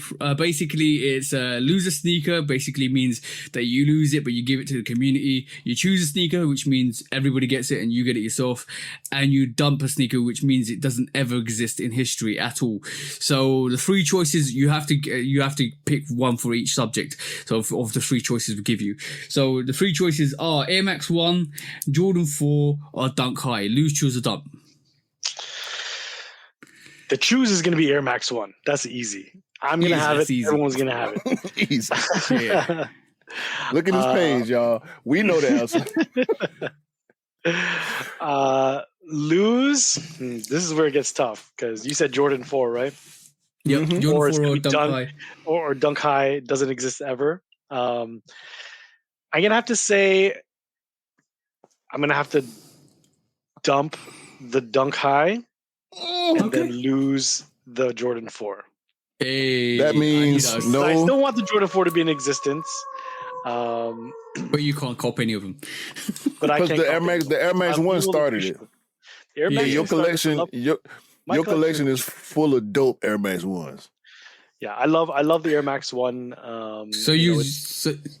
Sorry, Kev, you was gonna go through some dunk highs that Kev just dumped. No Ramelzy dunk, which is one of the latest dunk highs. What was the Afro Beats? Is it Afro? No, it was. What was the name of that sneak? The colorful dunk high. You know what I'm talking about? What, the one that looks like the Bill Cosby one? Yeah. There's a Bill Cosby one. I mean, I actually copped the Ramelzy. Not the Ain't no strawberry cough, which is my favorite. My favorite dunk high is the strawberry cough. It's gone, y'all. It don't exist.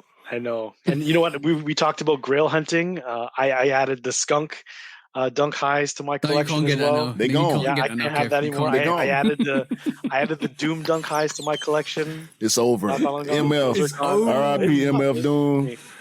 Shout out Mr. Miller. It's over. Sorry, Miller. Your MF Doom dumps have been dumped from existence. Yeah. Thank Kev. Yeah. Well, my pair too. I got one too. I got a dump. Round 2. It's getting worse. You pick 3 of the pairs, that mean a lot to me. Just growing up, especially. So it's hard. But I just looking at my collection now and the way that I've curated my collection to what it is today, that Air Max 1's got to stay. For me. Right. The whole part been a setup, Kev. You ain't figured it out yet. Go ahead, TJ. I'm gonna run it back. All right, loose shoes or dump? OG, GRs or collaborations? GRs is gonna be the choose. I've always been a GR kind of guy. Ooh, I love. That's an interesting take. GRs is going to be the choose. That's the easy choice for me. I've always preached that too. Half my Air Max collection are GRs, and they are. And you know what? We had a guest, and forgive me because Shout him out. I can't remember who said this exactly, but you know what? I will shout him out. I remember who it is now. It's Falsey 30. And he said, over here too. Today's sale is tomorrow's grail. That was what he said. So you find a GR pair next, in the future, people can be like, yo, where did you get that sneaker? Where can I find that sneaker? You know what I mean? Like, these are pairs that people aren't looking out for right now because they're infatuated with the collabs, which I think should be the dump. That's going to be my choice. And we spoke about this recently. It's almost like a hot take for me. I think that collabs are kind of ruining the sneaker culture right now. We're just getting oversaturated with collabs. I think they're getting lazier and lazier. And I feel like people are getting into sneakers more so for the collab than for the love of the actual silhouette or the colorway. You know what I mean? Right. Like, you hear all the time, if Travis's name wasn't attached to this, these would be in outlets. Right. If Union's name wasn't attached to this, these would be in outlets. Like, people only like it because it says that collab, right? And you're losing GRs, yeah. Losing is going to be hypes. Oh, sorry, OGs. Losing OGs. OGs. Yeah, so we still get our OGs, thank God. Yeah. Kev spared the community. Kev is a fair man. He wants what he wants, and he gonna let us have all our our OGs and our GRs. But we can't have. So I can't have no Ma Manieres, which means no. The black cement cause 4s are gone too. They are. The cause 4s are gone. So the bread 4 or the white cement 4 is back to the top of the 4 list. Same thing with the 3s. Same thing with the 5s. Ain't no trophy room 5s. Nope, ain't no Ma Maniere 5. Ain't no trophy room 1s. All that stuff is out. We back to OG status. Where it started from. Cool. I'm just gonna back this off. I'm just gonna back this off with this, right? Because you mentioned something that's very intriguing. This is Sneaker Sauce Files, right? Basically, you said that collaborations, a lot of people end up buying collaborations because they're collaborations rather than the colorway and what it looks like and how it is and blah blah blah. I have on my sus board at this moment in time, which I'm reading, wanting collaborations and not owning any OGs or GRs. Now that's sus activity. Sus. Super sus, bro. If that your whole collection... That relates back to what you just said, bro. If your whole collection is collabs, definitely sus. It's now, sus. We're not talking about OG collectors who flex limited or rare collabs. That's totally different. But if you are a current in the market, claiming sneaker culture, all that person, and the only thing you show us is collabs, it's a little sus. Now, I'll shoot you a little bell if you got a lot. If you got a lot and you've been in it, I can give you a look. I'm talking about we talking about the collection. Yeah, I'm talking about the collection having only collaborations and no GRs or OGs. Sus. You're sus. I can give you leeway. You're the wrong kind of hype. I'm just taking my white chalk pen to rub that out now. Because Kev, TJ actually made a valid case for hype beast last week. Okay, so I want to hear it. He said, "I'm gonna try to summarize it." Go on. Pretty much, he said that hype beasts are you're a hype beast in a way because you're like a historian. Sneaker historians kind of fall in that hype beast category because they can give you all the information and they can sell you on a product better than the brand can in a way. Because hype beasts need to know the knowledge, because basically from my perspective is I said they advanced knowledge. My hot take was hype beasts advanced knowledge because basically they need to know the integral part of the sneaker that they want to buy and they want to collect and justify the cost they want to buy and sell for. So that for me, that's the reason why I think hype beasts in the long run have actually advanced the knowledge for the younger generation, a lot more than like, we have. We know why 2015 Chicago costs what it costs versus the kid that's buying it just because it's expensive. For sure. Yeah. So there's two different type of hype beasts. The person that's buying it because they understand what it is versus the person that's buying it just because it's expensive. That's fair. Okay. I think that's fair. Is there any sus activity that you want to bring today? Sus activity that I want to bring today? I see a lot of sus because Go on, bro. People riding the wave, bro. People riding the wave. Yo, I saw a video of a dude informing the community. He said Sambas ain't comfortable at all. He said Sambas hurt your feet worse than Jordan 4s. And we know 4s hurt. If you buy the... I'm sorry, y'all. 4s hurt. Depending on the 4 and your foot, they can hurt because they're a little narrow at the toe. We know the pinky toe thing is real. It's not a reality for everybody, but it's definitely a real thing. I get pinky toe on certain Jordan 4s until you break them in. Now, you got to break them in. But Sambas, from what I hear, you might well be just walking around with socks on. We'll have to take that out with Mars when he comes on. Man, ain't nobody studying Mars, bro. Mars be on that bullshit. Mars be on that bullshit. He's spreading that Samba propaganda. It's a nice looking sneaker, don't get me wrong. And y'all know that's tough for me to even say that the Samba is a nice looking sneaker. I kind of gotta say it at this point because now my wife liking Sambas. But I know my wife's foot. She because she wear blazers and dunks. He said Sambas. He didn't say blazer or dunk. Okay, I got a pair of blazers. I love my blazers. They comfortable as hell.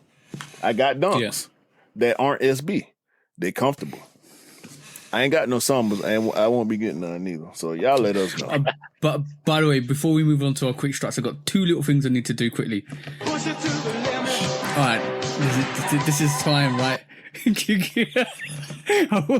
Q's face. I'm gonna push you to the limit today, right? So, you picked in your GR OG collaboration. You basically picked GRs, and you lost OGs, and you lost collaboration. So let's push that. Put that to the test. Are you picking a Cool Grade 4 or a Cause 4? Me personally, Easy. Yeah, That's easy. I'm gonna go Cool Grade 4 actually.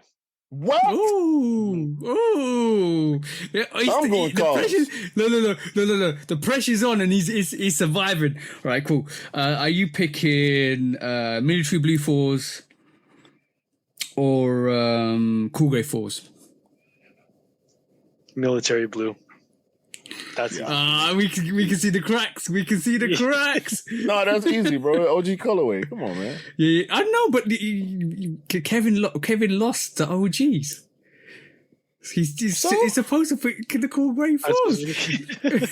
That's still his favorite. That's still his favorite Jordan. But a military blue is still a GR though. It no, is. it's an OG. It's also a GR. It's It an OG. is. It's an OG. It is. It's an OG. It's a GR right now.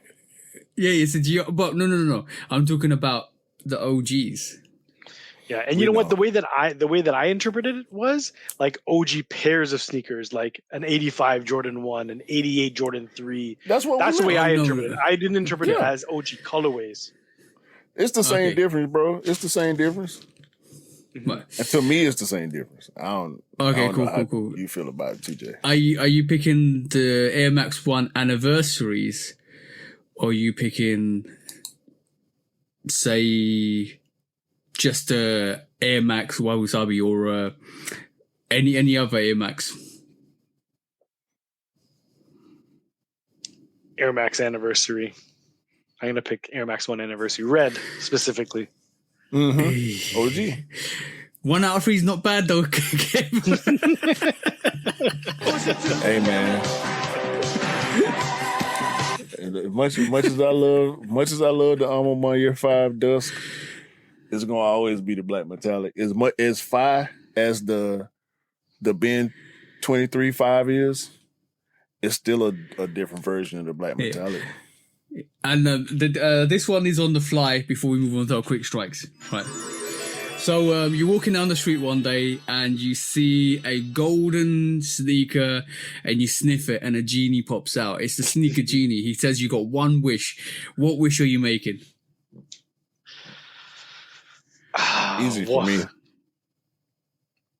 One wish. Jordan 5. It could be anything. It doesn't need to be a sneaker. It could be anything.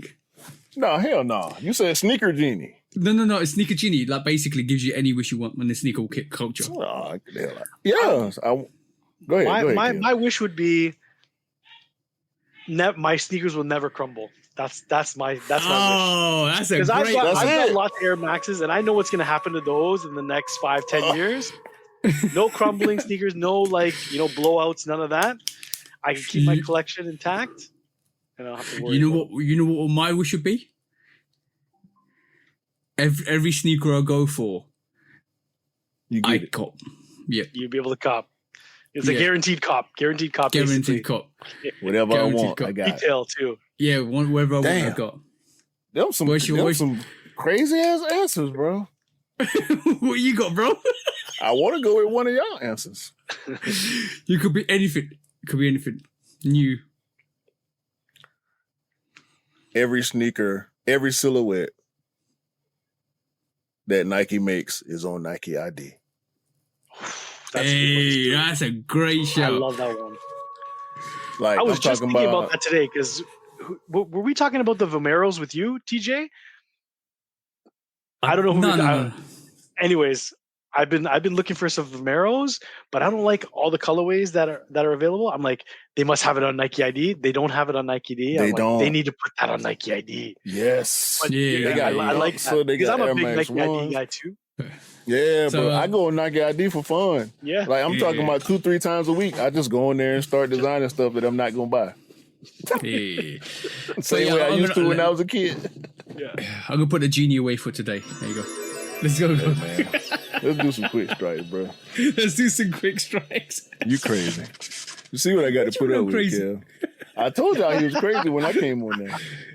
I don't know how he was. I can't wait till this episode come out. No, I can't wait till this episode come out to see how you act without me. Because this dude is a handful. Okay. Wasn't that well behaved? He was well behaved. See? Well, but he can't be well, but he's not gonna be well behaved with me. That's what I'm saying. I can't get good behavior. I'll give him that. Yeah. I'll give him that. Y'all see what I got to go through, man. All right, let's go. I don't even know why I keep doing this. First quick strike, bro. Let's talk about mischief. Yo, bro, I saw this mischief art thing come out, right? And what I sent it to you, and I said, "Bro, have you seen this?" No, bro, I guarantee you got this notification. You was like, "Yup, this is the mischief." I signed up twice. I got 2 emails signed up to mischief. I ain't missing nothing, boy. Bro, okay, I got to see it all. So this is mischief's beef line product. Our cow, Angus. They bought a cow. They're going to grow it for 2 years, and they've got 1,200 burgers and basically 4 handbags that they're going to make out this cow. So they're going to grow it, feed it, and then kill it, and then basically make the burgers. And you had a chance. It's all sold out. Yeah, it's sold out. To pre-order. And the burgers you wanted, or a handbag, literally bought a cow. They literally went, we're going to buy a cow, we're going to grow it, and we're going to make this product. And literally 1,200 burgers and 4 bags. You can go and pre-order it. That is crazy. Look at the pay. Live cow stats. Countdown to slaughter. 574 days. Pre-orders canceled. Ridiculous. So 1% of the people who pre-order cancel. Current outcome, death. What are they doing? So is it if they get 50% out of 50%, then the outcome is not death? Exactly. So if half of the people who pre-ordered cancel in time, the Angus The cow will lives. not become burgers and handbags. They'll let him live his life until he's supposed to go. If you That's own what an Angus Angus will token, live. you can cancel your pre-order in the Remorse portal to potentially save the Angus. Once 50% is so, do you get your money back? I would assume so. I mean, it's a cancellation of Yeah, an it's order, cancellation. so You're not getting anything, right? So I would hope that they would give you your money back. If you don't have a token, you still can save the Angus, buy one on StockX, and then cancel it pre-order. yeah. So it's kind of so the tokens are $35 a piece. They got some more stuff. They all it's a 3-pack of stuff. It's $35 if you cancel it in time. If enough people cancel in time, you can save Angus. But I doubt if the cancellation happens because people want to see this. I want to see it. They want to see it go through, I'm sure. Okay, do y'all keep up with Mischief? No, I've never seen this. You need to. You need to keep up with Mischief. Listen, we're going to give you a tip right here, okay? Go to Mischief and sign up for the mailing list, bro. Okay. But we had a totally different. I think this is hilarious. We had a totally different Mischief story 3 weeks ago with Rich. The following week, we had a totally different Mischief story. Like they rolling hard, bro. And it's getting crazier and crazier. And they not playing. Everything that they put on their page is real. I was just about to ask, is this real? This is not a game. Real. It's not. This is 100% real. Have you seen some of the stuff that they do? Like there was the big red boots, the AC one, the hospital. We don't even talk about that. It's real. Kev, if you go to one of the previous merchandisers that they actually sold, they actually had an ATM machine that they planted somewhere. You can actually put your ATM card if you were ballsy enough to, and it'll give you a status ranking against everybody else that's put their rating cards in, because it kind of shows you the total money you've got in your account and compares it to everybody else that's put it on there. Oh, no way. That's crazy. That's crazy. Bro, last month they did a elimination contest where you put money in and you vote people out. And the last person to be voted out wins all the money. What? That's wild. Like what? Yeah. A contest, you put money in to vote people out to win money? It was real. That's bro. Crazy. They did a pixel movie theater, like where they took licensed pictures that they didn't have rights to and pixelated it so it couldn't be copyrighted. Mm-hmm. And yeah, actually, they did it in ASCII code. They did it in ASCII code. So you had ones and zeros all the way through the screen, and then basically it shows you the image in the movie without showing you the image in the movie. But it was like, bro, they do fantastic. They don't even do sneakers all the time. They do fantastic stuff. Yeah, I know I know they're like sneaker stuff. Yeah, like this flip flop thing, the big red boots, the Timberlands, like all that. Like I know that stuff. I didn't know about the cow stuff. Like I don't sign up to their. Sign up and enjoy the fun. I'm not even joking. Every time they do something, it pops up in the app. It pops up on our screen. I'm laughing. I sent it to Q straight away and we was laughing. Yeah, we're going to cover this. The cow, Angus cow. Bro, Angus cow. Like that handbag, this robot was real. It's real, bro. Yeah, do you know the history about that handbag? The cow? This one? Yeah, the actual handbag that they produced went to like 4 of the biggest manufacturers, like Birkin, like Hermes Birkin, Dior, all of that stuff, and they literally went for each warehouse and actually got it redesigned. That actual handbag there is 4 contemporary designs from 4 high-end designer factories. Yeah. That's crazy. Mischief crazy. They sent an original design to Birkin. From Birkin, it went to Celine. Mm-hmm. From Celine to an Indian factory. And to Balenciaga. And this is the end result. That's wild. That's crazy, bro. That's crazy. And you to can't this even day, I love copyright that creativity, You though. To this day, we don't know how much it costs because unless you were a serious buyer, you couldn't see the price. And it sold out in less than 2 minutes. All four colorways. You guys really need to pay attention to Mischief. They are one incredible company.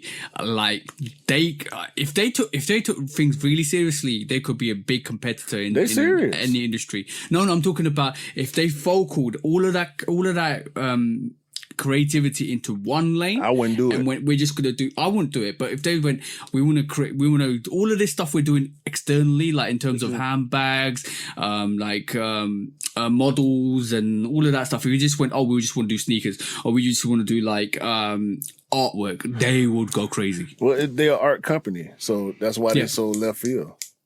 Yep. Love it. Absolutely love it. Their creativity. Yeah, exactly. Right, moving on. Next quick strike, bro. What you got? Crocs ain't playing with y'all. Soleil, I told you, bro. I wanted to see more polished sneakers, and now they got boots. Hey. Hey, come on, Kev. Come on, Kev. I'm not feeling it. But you know what though? Like, I'm biased though. Like, I know you guys had Rich on. He's a big Croc guy. I'm not going to discredit what he likes, but I do not like Crocs. I don't think it's fashionable. If you're wearing those as a fit, no, that's not it for me. What was it? What was the juniper? I'm not feeling that. Yeah. I mean, I think it's a little bit. I like it. I like the creativity. I like the uniqueness of it. But would I rock it? No. This is just, I don't know. That's not something I'm feeling. Kev, Crocs or Yeezy slides? Yeezy slides all day. Easy. You already know why. Like, I'm in agreement with you. I've never tried Crocs. I just don't want to try Crocs because Yeezy slides are familiar as being slides to me for that reason. I don't want no like speed gear or race gear or whatever the back spoiler is for that sports mode. Yeah. I don't want that sports mode. I can't. I know they're supposed to be super comfortable, but I just don't want. They're not super comfortable. They're not. Crocs are not super comfortable.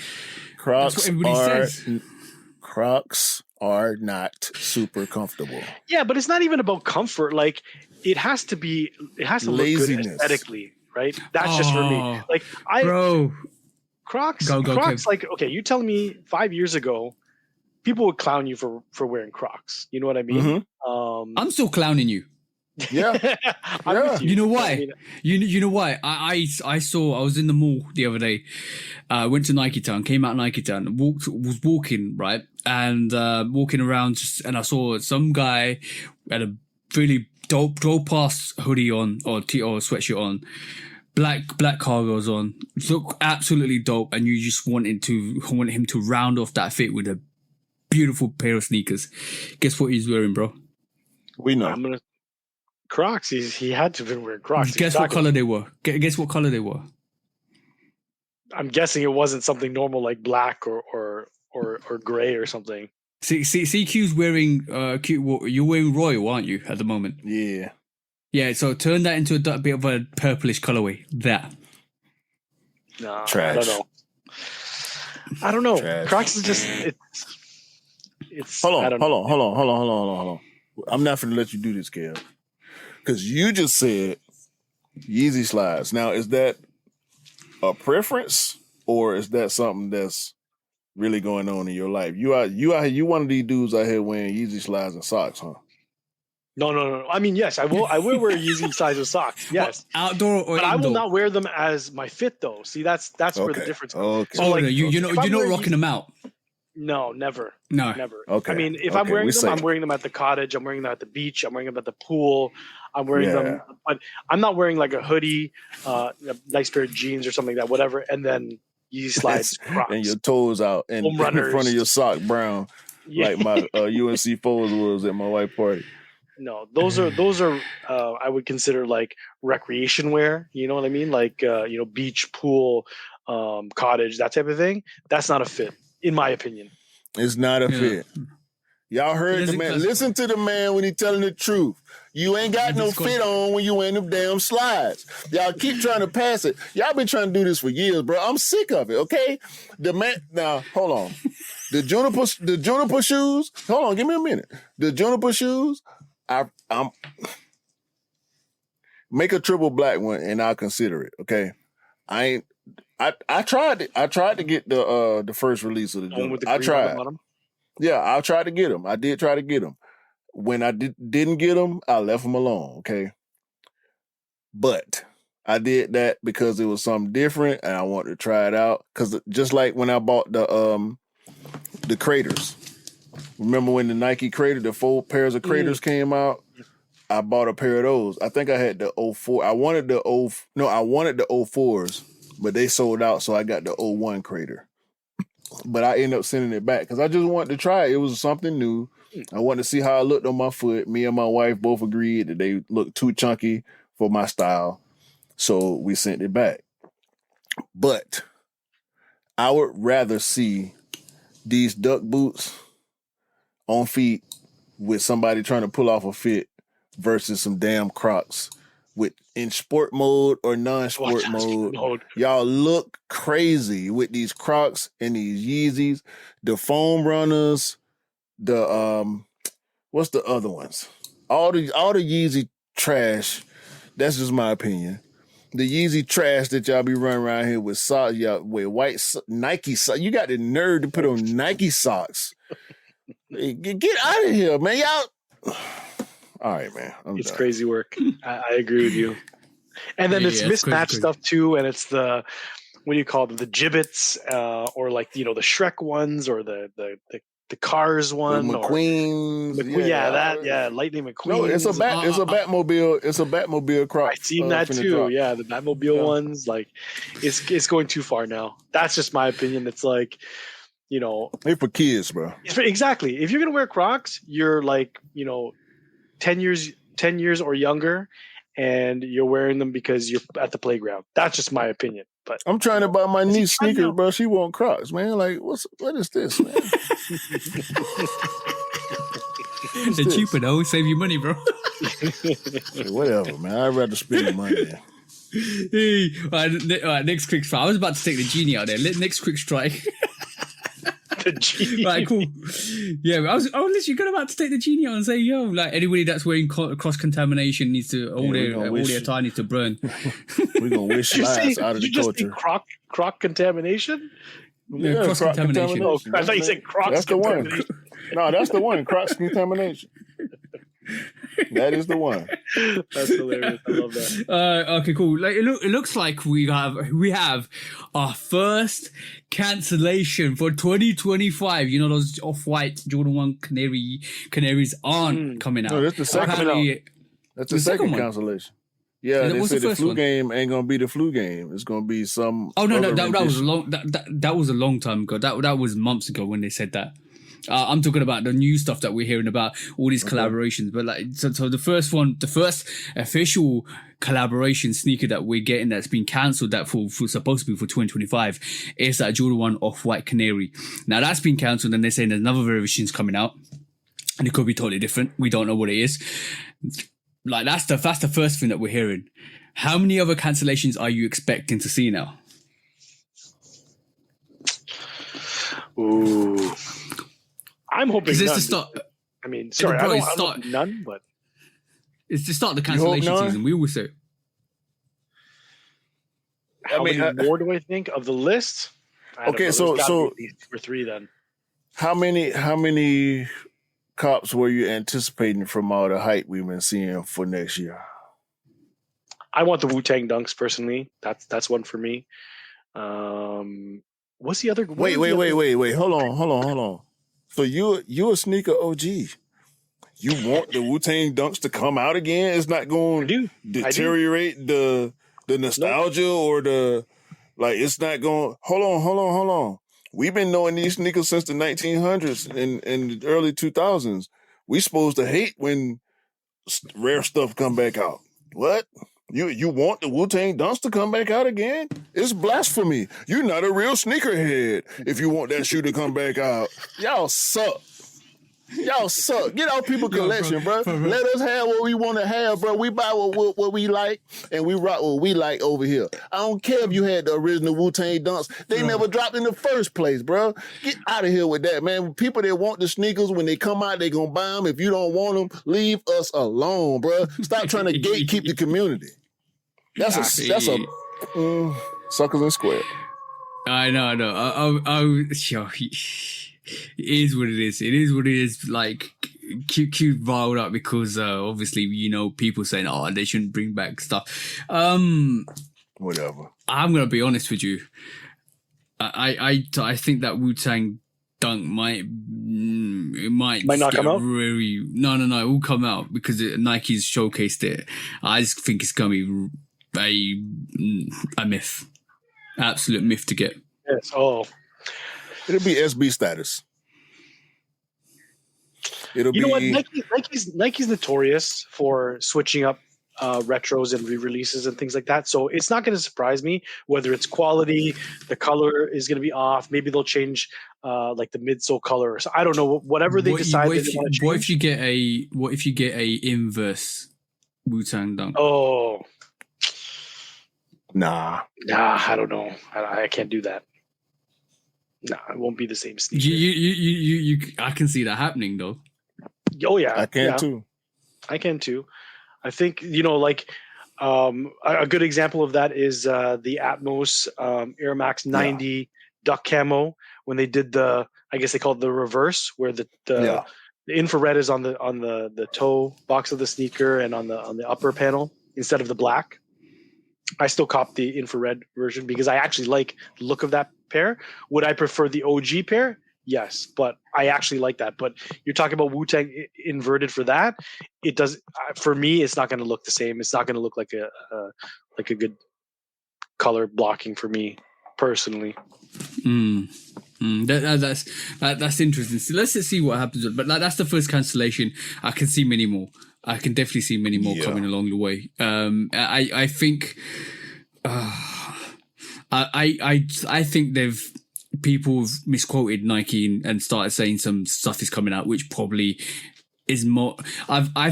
In most cases we've seen people look at colorways, look at number like product numbers, and guess what might come out, and a similar product number might be associated with a similar sneaker that we've seen before with a colorway which is similar to what they've seen before, and they've tried to add 2 + 2 but got like 10 instead, and then said, oh, we got Shatter Battles coming out, we got this coming out, we got that. I think that's more likely the case than anything else, because if we get what we're told in actual media on the social platforms that we're getting, then that's a whole lot of cops every week.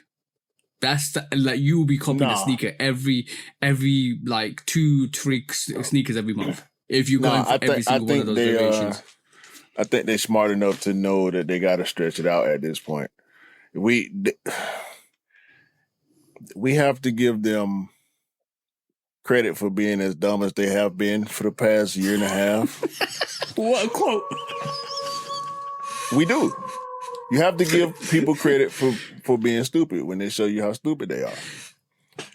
Mm-hmm. It's like Maya Angelou said, when somebody shows you who they are, believe them.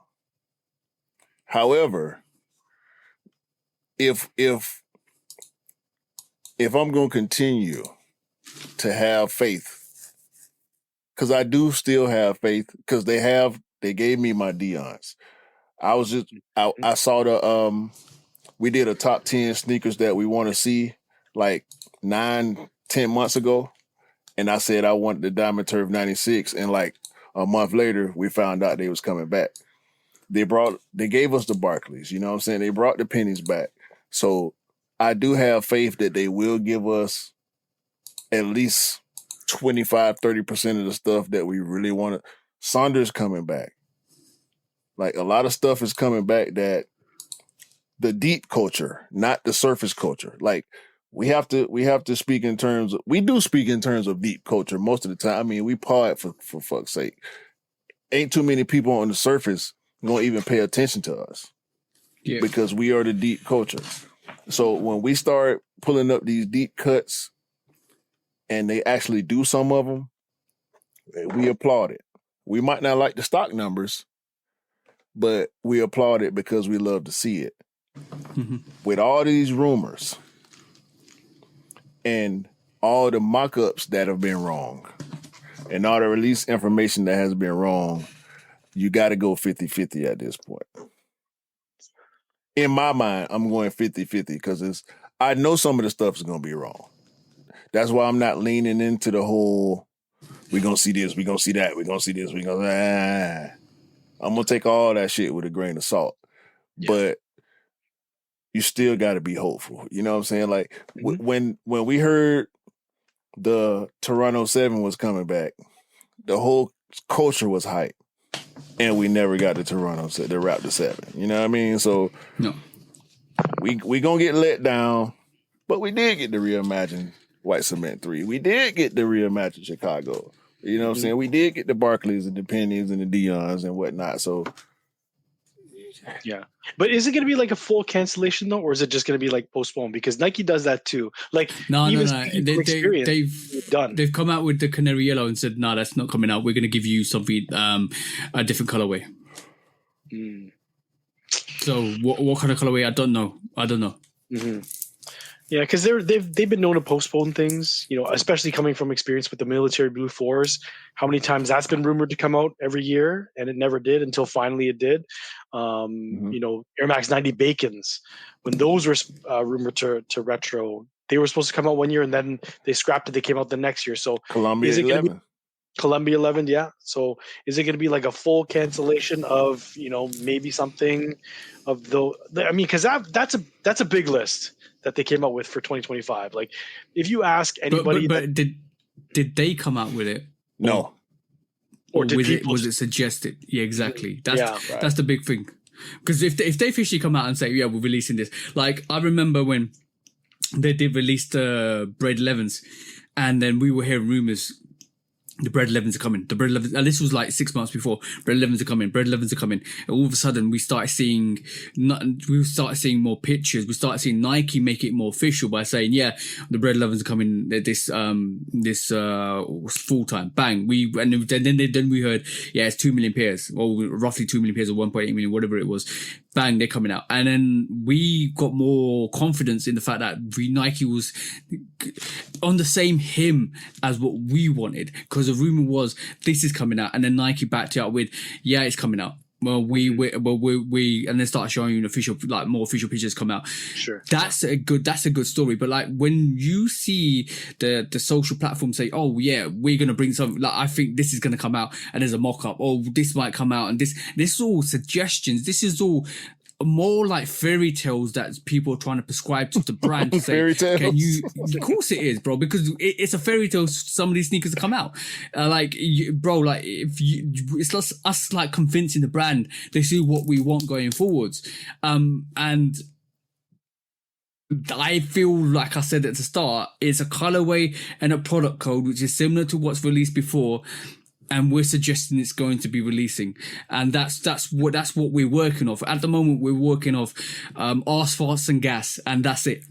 Because we're literally thinking like this is what we want. Except for the Wu-Tang, because we've seen Nike show a promo for the Wu-Tang. That promo could be for anything, bro. That it's the anniversary, or it might be, we got an anniversary for the Wu-Tang's coming up, but we're going to release like a poster. Merchandise. So we release a poster or merchandise or clothing, or we'll do the collaboration, because Wu-Tang still got an album that nobody's even heard. That's been made and it's been sold on auction. See what I'm saying? So all of that stuff plays into the narrative. So we're guessing it's a sneaker because we've seen a sneaker with bees all over it, but that might be a homage to the Wu-Tang that came out before.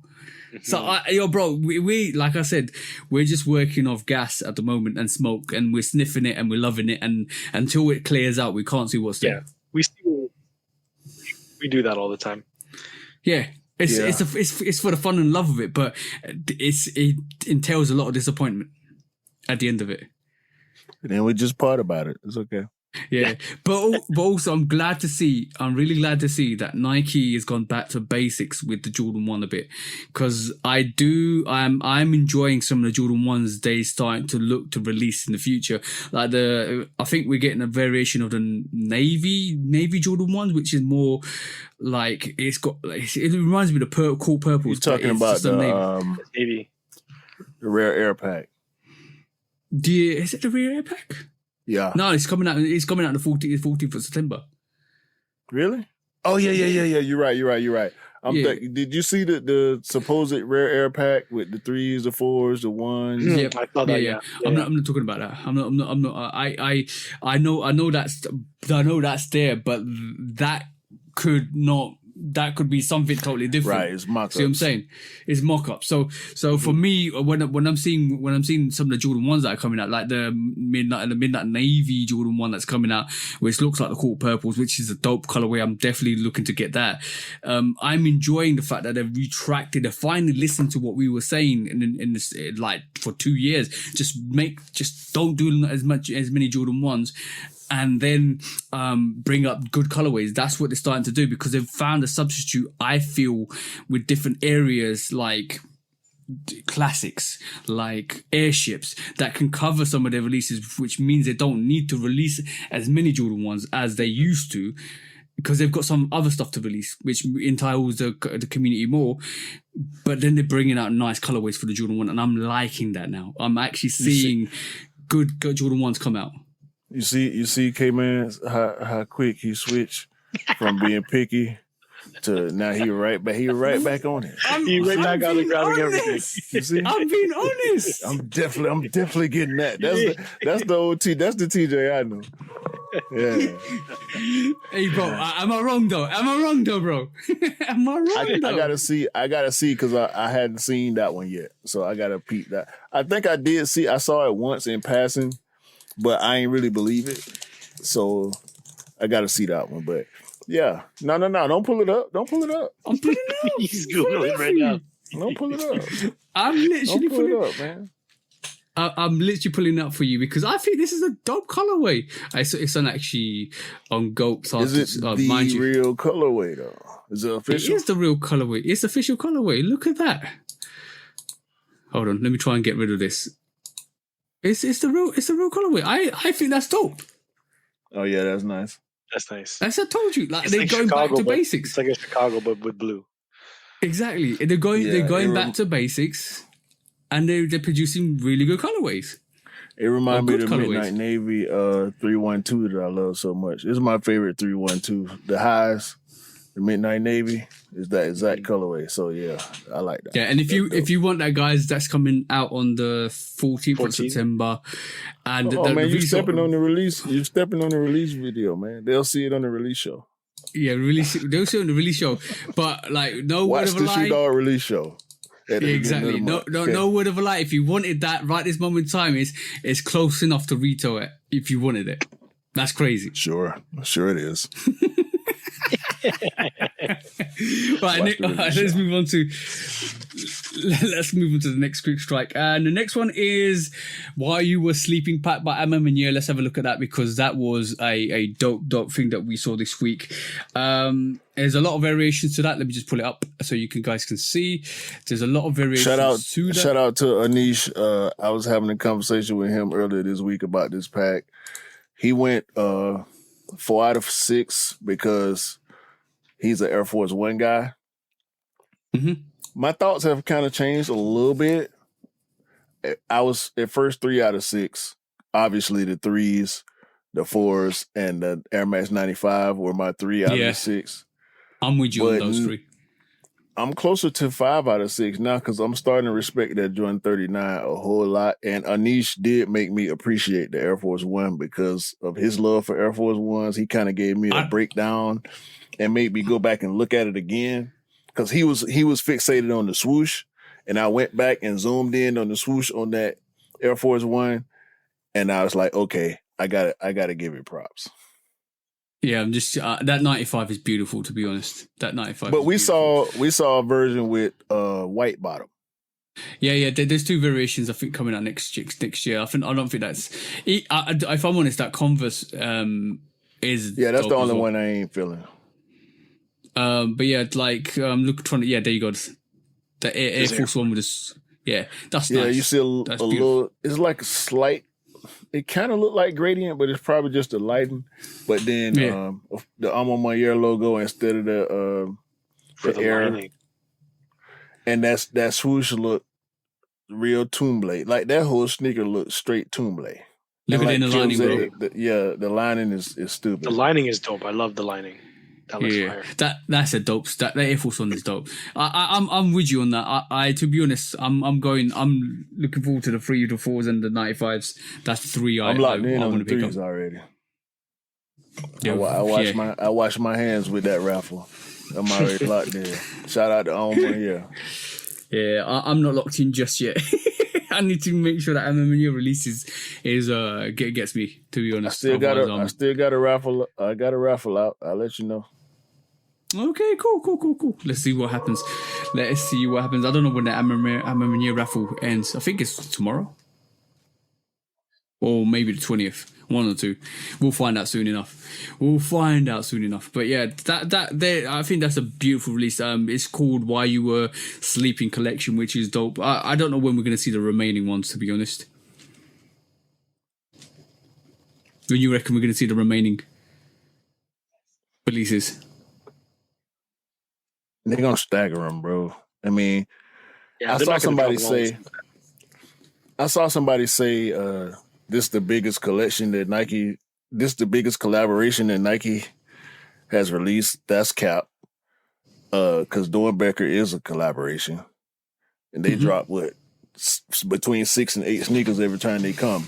Yeah, it's a charity foundation as well. It's a collaboration with charity foundation, so it's a collaboration. That's just a little shot. That's just a little shot at misinformation online. Because even when I make mistakes, because I make mistakes sometimes. We all make mistakes sometimes, and we issue retractions all the time. So that's a little bit of cap on that. But the threes, the fours are supposed to be coming close to holiday season. The Jordan 39 is in its infancy of marketing. So I do expect to see that one drop to push some hype towards the 39. We're probably gonna see some athletes wearing it, maybe some unboxings. We know we're gonna see Q Rich unbox. Shout out to Quentin Richardson, man. But not just because we share a first name. He was always one of my favorite players. Me too. Out there with Darius D Miles.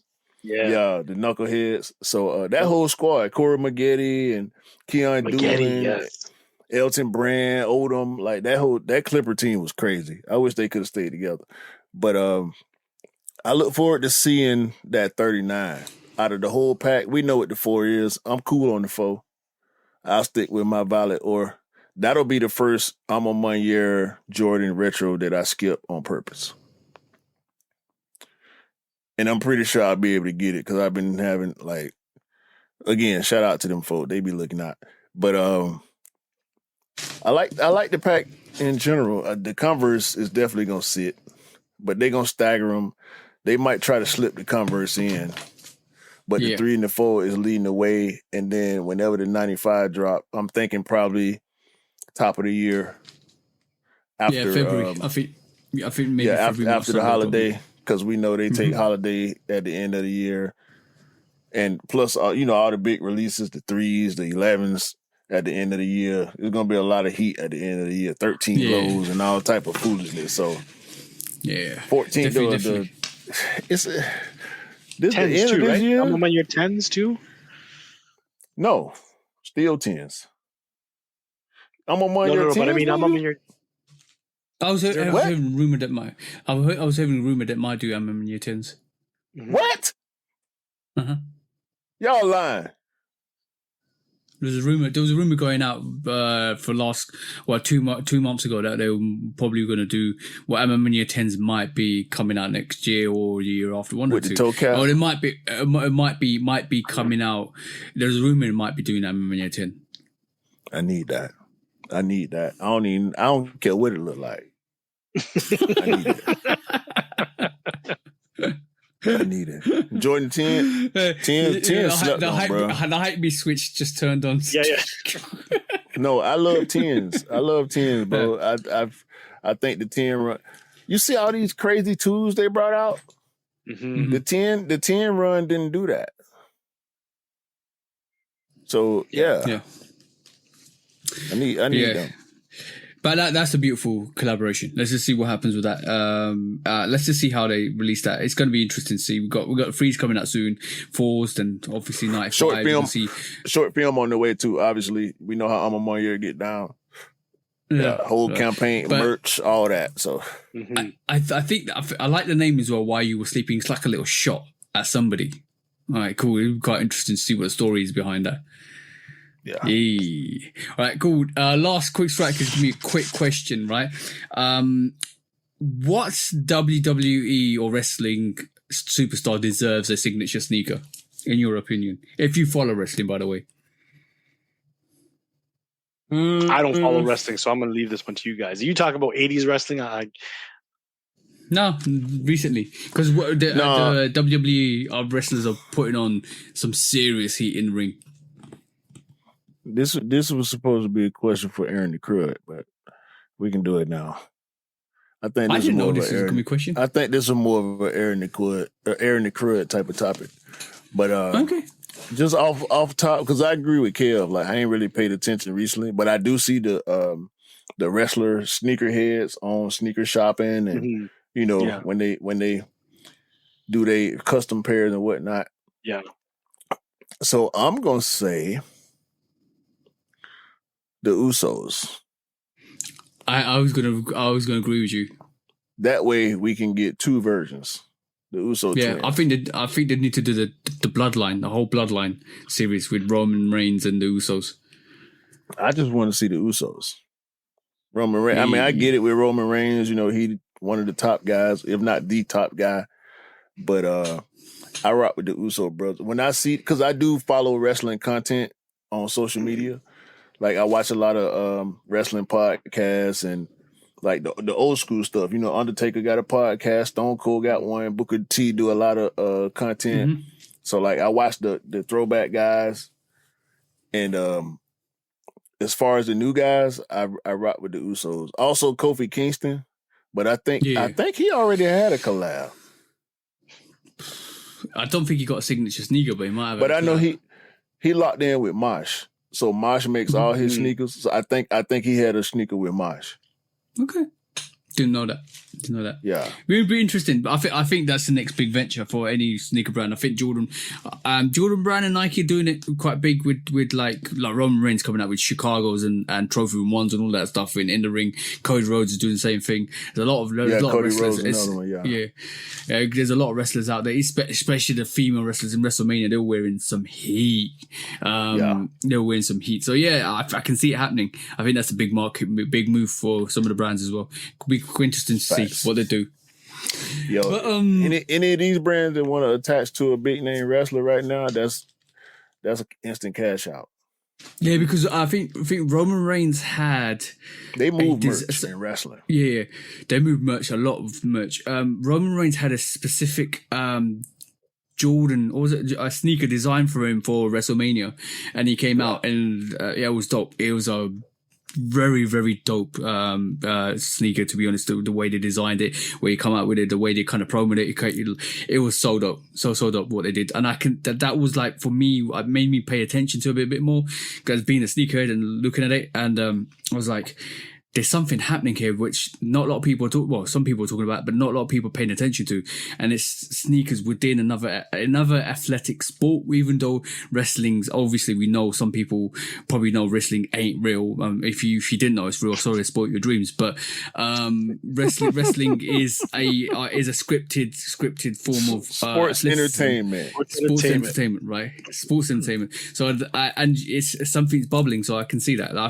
can definitely see Nike or Jordan Brand giving their signature sneaker or signature run to one of these athletes, and it'll be interesting to see who they pick. This is why I just raised the question.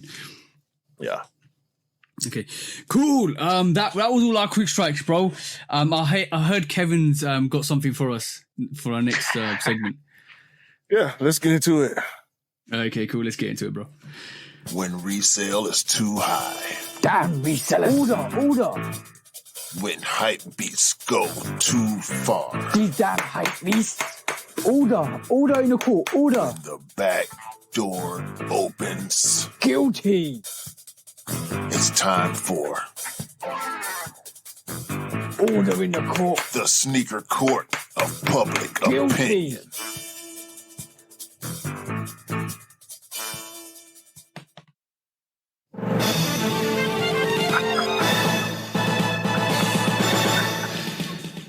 Guilty. Welcome back to the Sneaker Court of Public Opinion with me, Judge Public Opinion and Executioner. What we got today, bro? We got Kevin as our special what do you call it? Attorney. What you got for us today, bro? Man. Okay, so it's not so much a sneaker specifically or a fashion trend or something like that, but for me, what I think what I think needs to be, I guess, marked as guilty is a lot of these like sneaker event videos where people are doing these buyouts, these massive buyouts and coin flips. Talk about it. You know what I'm talking about? Yes, talk about it, please. They drive me absolutely insane. I think first of all, I don't even know if they're actually legit videos. Like, are these guys like setting this up, like for content? I know there are some guys that are out there, like, there's some big names. I'm not going to name who they are, but I think you know who I'm talking about. They'll go to different events. They'll say, how much for your Are we talking about entire one table? particular person here? Yeah, we know. I mean, I've seen so many different of these videos, Yeah. from different events. But it's Buying one of the these Trump things shoe where- and all that. Yeah, we know. And I think it's ridiculous to me because, first off, the numbers are always way off. The one guy will come up and he'll be like, "Let me buy your table." Sure. What number do you got? He's got a number. The other guy comes, "Oh, I'm more at this number," and then they somehow come to like some kind of a semi-compromise, and then they get close, and then it's like a coin flip. They do this mass coin, and I feel like it's shock entertainment value for the most part. But just the negotiations in general, I find at events, it's like, I have a big beef with the negotiations in general. If you've been to sneaker events recently, it's always someone comes up and the first thing they ask is, "What's the lowest you can do on this sneaker?" It's not even about like, looking at the price. They already don't even want to pay that price.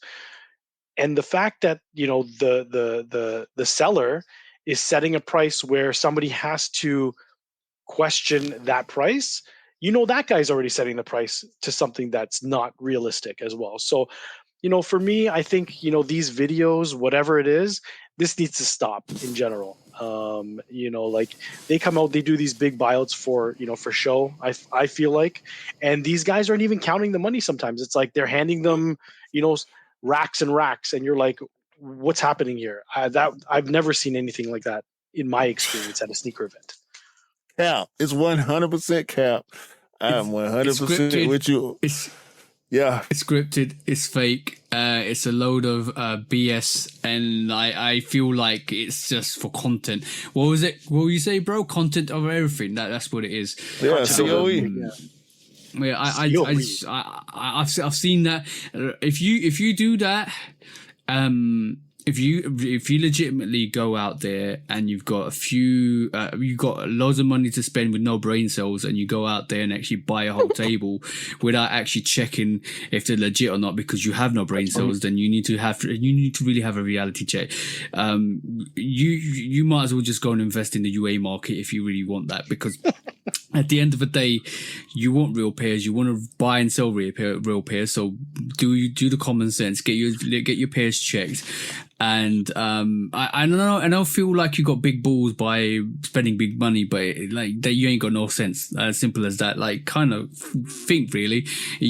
Are you in it for the clout, or are you actually in it to really make some money? If you're in it for the clout, yeah, just go and give £1 million to charity instead. That'll probably be better for the actual whole industry. Like, just do something sensible. That's absolutely stupid. I've seen that, and it's laughable. And this is why I don't go to SneakerCon or any of the events that come across, because I think, like, first of all, it's oversaturated with people that want to sell you sneakers that are overpriced in the first place. And only the reason why I ever went to stuff like that is for the community, to see people and talk to people, and I can do that outside of those events if I wanted to. So from the reality of it is, I can't. Well, the more sneakers aren't desirable to sell, the more these events will start to disappear, and I'm just say good riddance, because they're pointless. If my honest opinion, they're pointless. Tell you what, suckers, squares, goofs, and doofs. That's what y'all is. Hit the button, man.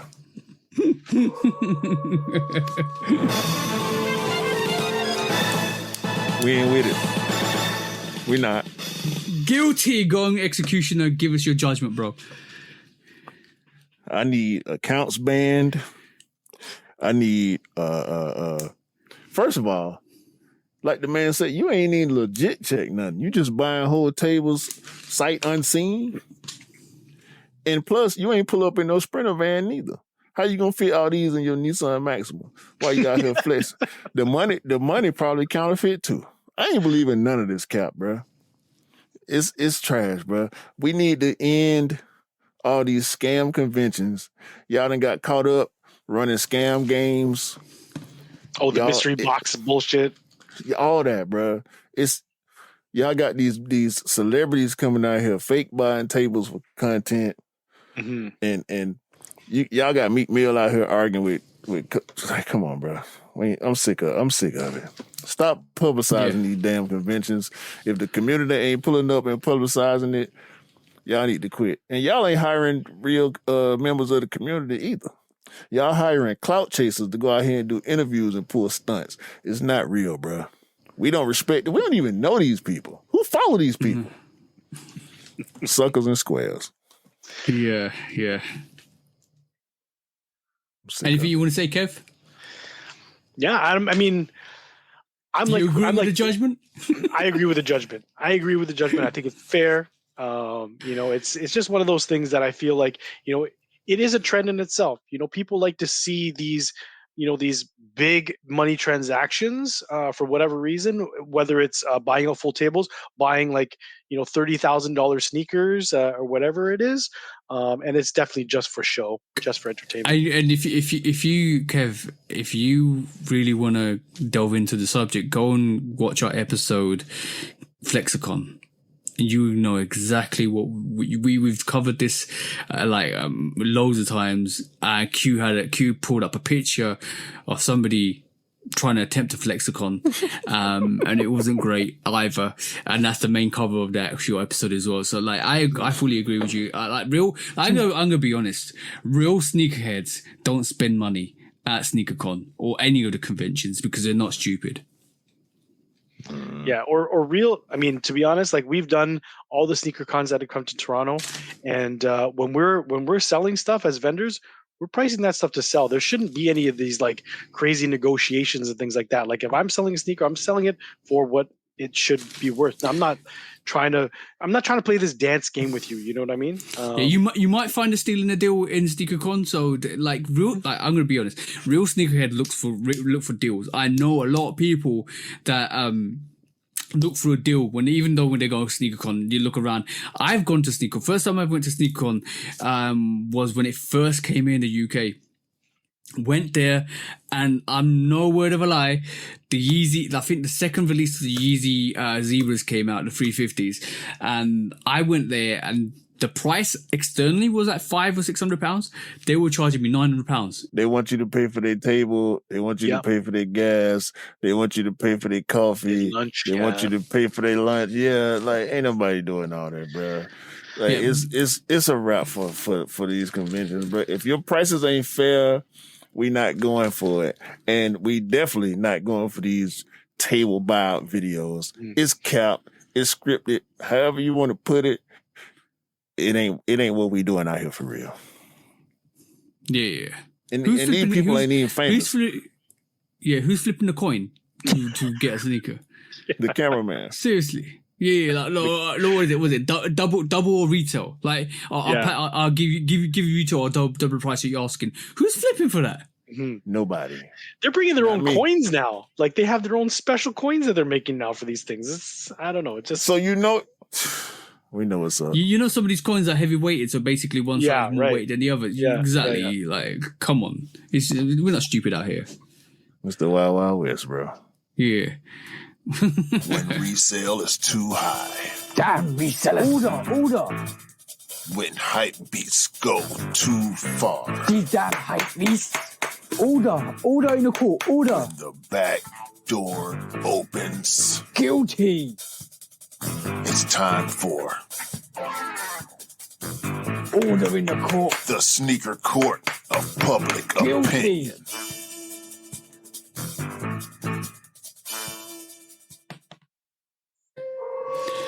Hey, how did you enjoy the first sneaker court of public opinion, bro? First of many. What you say, Kev? No, I said I loved it. Good. Well, that's what we like to hear. All right, cool. Let's move on to some quick discounts. All right. Discounts. I got a lot of discounts this week. I have to start off with the Toronto Air Max 95. Hey. I actually pulled up the graphic for this. Let me get it on screen quickly for my guy Kev. I might be going in for these. This colorway is kind of crazy. I got the Atlanta 95s. TJ got them too. The way they decided to do this, East End, West End on the tongues, the piping with the gradient on that very bottom rib, and yes, it is a rib because the Air Max 95 was designed off human anatomy, so you call the layers ribs if you know what's up. This is just a wonderful sneaker, bro. I don't. And oh yeah, the Air It's hard Max. to see that picture, but that heel picture, that one where the cursor's on right now, yeah, that one. There's the CN Towers on that too. You can't see it from that, but the CN Tower is on there as well, which is just like the Phoenix. Yeah, the Phoenix on the back of the Atlanta 95. Another dope detail that's on that sneaker. I don't see it on there, but the insole has a picture of the TTC, which is our public transit, the token that they used to use back in the day too. Yeah, I saw that, but it's not on this ad. Yeah, this is definitely a dope. It's the 30th anniversary of the Air Max 95, so Nike rolling out these city editions. I can't wait to see what else coming. All right, my next discount, all the Team USA gold shoes. Team USA basketball, men's basketball and women's won the gold medal. Embiid got a gold shoe from Skechers. Skechers got some decent looking stuff too. I ain't gonna front. I'm not hating on their Skechers. You hear the name Skechers and you think it's gonna be trash, but their basketball sneakers actually look pretty decent. Yeah, behind looking at the Embiid story, I saw some of their silhouettes. They might be onto something in the near future. LeBron got a gold version of the LeBron 22s. Steph Curry got a gold version. I think another one of the athletes with a signature sneaker.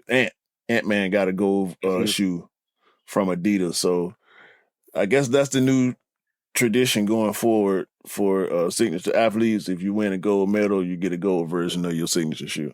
I think it's dope. Next discount, Kevin Durant has bought stake in PSG. I saw that. So it's Ryan Reynolds got stake, LeBron got stake, Liverpool. Durant. No. In PSG, was it? I think they all got stake in PSG too. Is they? Yeah. Okay, cool. But That's different. they LeBron's got diversify. stake in LeBron's Yeah, got we know stake he in got Liverpool. stake in Liverpool. Yeah, Yeah, he got a Ryan big Reynolds- stake in Liverpool, but I think he got like a Yeah. minor stake in PSG. I mean, that might be a bit of a conflict of interest because I think in the footballing world you're not supposed to have stake ownership Okay, of. I could be wrong. then. No. It might be predominant stake ownership because you're not supposed to have own more than 2 clubs at predominant stake ownership. So this is probably why they probably have. No, I could But I be need to find wrong. out.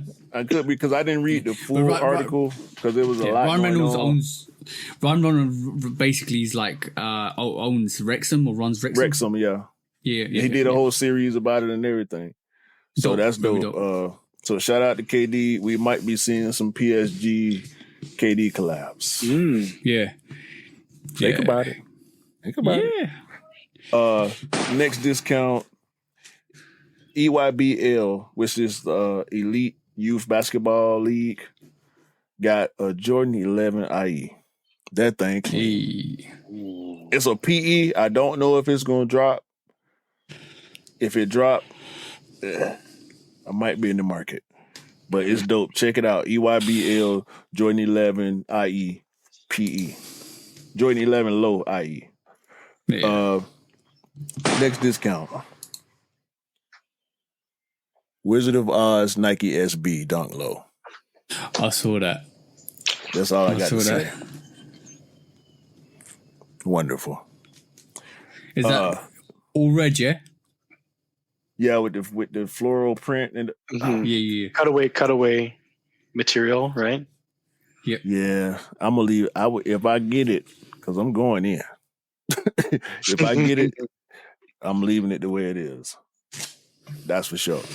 Does anybody know if And, it's got the yellow brick road underneath it? No, it should have though. That's what I feel like. See, that's the way the creativity comes from. You need to ask us. It should have been a yellow outsole. But The yellow brick road. If you turn the sneaker over, if it's got the yellow brick road on the sole, that'd be dope. But but Nike don't listen to us, so They don't. They should. yeah, exactly. Last but not least, on discounts for me, it's pretty much confirmed with this custom that we've been seeing J Balvin wearing that we're gonna get a J Balvin 4 next. I think he's going in line. Oh no! Isn't that Balvin 4 custom? What do you reckon? Yeah. You like it? Yeah. Yeah, so that's the it's word. hard to see though. That's the sound. Is it I just like the to one hear. picture that they have of him wearing it? Mm-mm. No, there's other It's a pictures. full. Yeah, it's full articles. It's pictures with It reminds the me shoe not on of the foot. mock-up. It reminds me of the mock-up that we saw maybe 4 years ago about a Jordan 4 with a upper, like a Union mock-up, but it was like black upper and bottom, white. And I think that mock-up was just a mock-up of Union 4 that we might get, or a variation of a 4 that we might get, but now we get like a chrome variation. Oh, this is a custom for a chrome that J Balvin was wearing, so that's the rumor that we might get something similar to this, but I don't believe that to be true. I'm not convinced about that Jordan 4 custom, if I'm honest. Yeah, It's nice, I mean but it's it's not my cool. style though. Yeah, it's cool, but it's not really practical, in my opinion. It seemed like something that we probably would have worn in the early 2000s, but Yeah. Chromed But out, yeah, I think that's coming off a mock-up as well, if I'm honest. I've seen a mock-up like this several years ago. it's based on this car, so it makes Interesting. sense design-wise. Silver car. But Yeah, silver car, chromed silver out sneaker. car, chromed out shoe. Yeah, so I respect it. I got several discounts quickly to go through. Kobe's dropping the Halo capsule on his birthday on the 23rd of August. So that the Kobe capsule's coming out for the Halo, which shows, I think there's a Kobe low and a high in that as well in the capsule. So that's going to celebrate. Yeah, the 9. Yeah, Kobe yeah. 9. Yeah, that's going to come out on the 23rd. Meryl's got created a cut of like 3 variations of House of Dragon sneakers. Go and check that out, Meryl. 2 more. Travis Scott, basically Velvet Brown, is coming out on the 21st of December. What shoe? That's the Jordan 1 low. Whoa. Okay. And last but not least, the Black Cat Air, the Halloween version of the Black Cat Air Jordan 1 Low. Yeah. I think it's a GS. I think it might be a GS, but I'm not too sure whether it's if the men's or a GS. I need to double check that. But what I read, it was a GS, but it's got a cat's eye on the tongue. Yeah, it's got a cat's eye on the tongue. It's nice. It looks nice. But if it's a grade school only, that is sad. This yet again where they drop. Don't quote me. Well, don't quote me on that. Don't quote me on that. It might be a full size. I'm quoting you. I'm blaming you. You blame me. I just said it. I need to go and double check that. If they don't make a men's version, it's your fault. I'm just following the news. Whatever. Well, that was it pretty much. That was it for this week, guys. Kevin, thank you for tuning in and coming on to the podcast with us today. No, thank you for having me, man. It was an honor. Love you guys. Love what you guys do. Keep doing what you're doing, man. It's different when both of you guys are together as well. So it's a different vibe. Definitely a different vibe. Did I tell you that it's gonna be trouble if you do a takeover episode in Kicks ATL? Hey, we're all for trouble. The dynamics that me and Q have is totally different together. We can't go on nobody else's platform together, bro. Because we just gonna create chaos. Anytime me and TJ is together, chaos ensues. I'm trying to tell you, bro. And that go for anybody that y'all get y'all want us on y'all platform, have us separately, or it's gonna be disruption. I'm trying to tell you. Unless you like disruption, we got that energy for y'all now. Yeah, that's it. But no, keep doing what you guys are doing. I love what you guys are doing for the community. Respect you guys both as sneaker enthusiasts, your opinions. But first and foremost, just appreciate you guys having me on. It's just a huge honor, man. Appreciate it. Yeah, we definitely. This is the last episode. No more. What do you mean the last? What do you mean the last episode? No more. Kev, thank you for coming on. It was the interview and the episode was definitely sensational. See, that's why this is the last episode. Dang, this dude. KMan, help me, man, please. You hiring, bro? Are y'all hiring over there? Y'all need a new cast member? I come and join y'all podcast, bro. I can't keep doing this. I swear. You guys are always welcome. You guys are always welcome on our podcast. See? There you go, bro. Cool it, bro. Too much, man. It's too much, man. Oh, man. Shoot Dog Podcast. Final episode. Episode 129. Shout out to KevinKMan on IG and Kicks We Trust gang. Y'all go and make sure y'all lock in, tune in to the bros. It's just more sneaker content for your head top, man. We got it coming from all over the place. And the guys over there in Canada representing for Toronto, they locked in. They episodes, trust me. Shout out to Collie, man. Collie, my dog. Yeah. Shout out to Juan. Shout out to Rich. Trev. Shout out to Trevor. The whole gang over there. We love y'all, man. Everybody else should love y'all the same way. But I do want y'all to have a great day, great week, a great month, great year, and continue to buy what you like and rock what you like. And don't believe the hype because the hype ain't real, okay? And remember, sneakers don't make you cool. You make the sneakers cool. Come out. Yeah, exactly. Bro. Sensational. I'm gonna fly to London and personally take that off your soundboard. You know, if you do that, it's gonna be sensational. Bye, man. Put your fingers up, bro. Put your fingers up. God damn.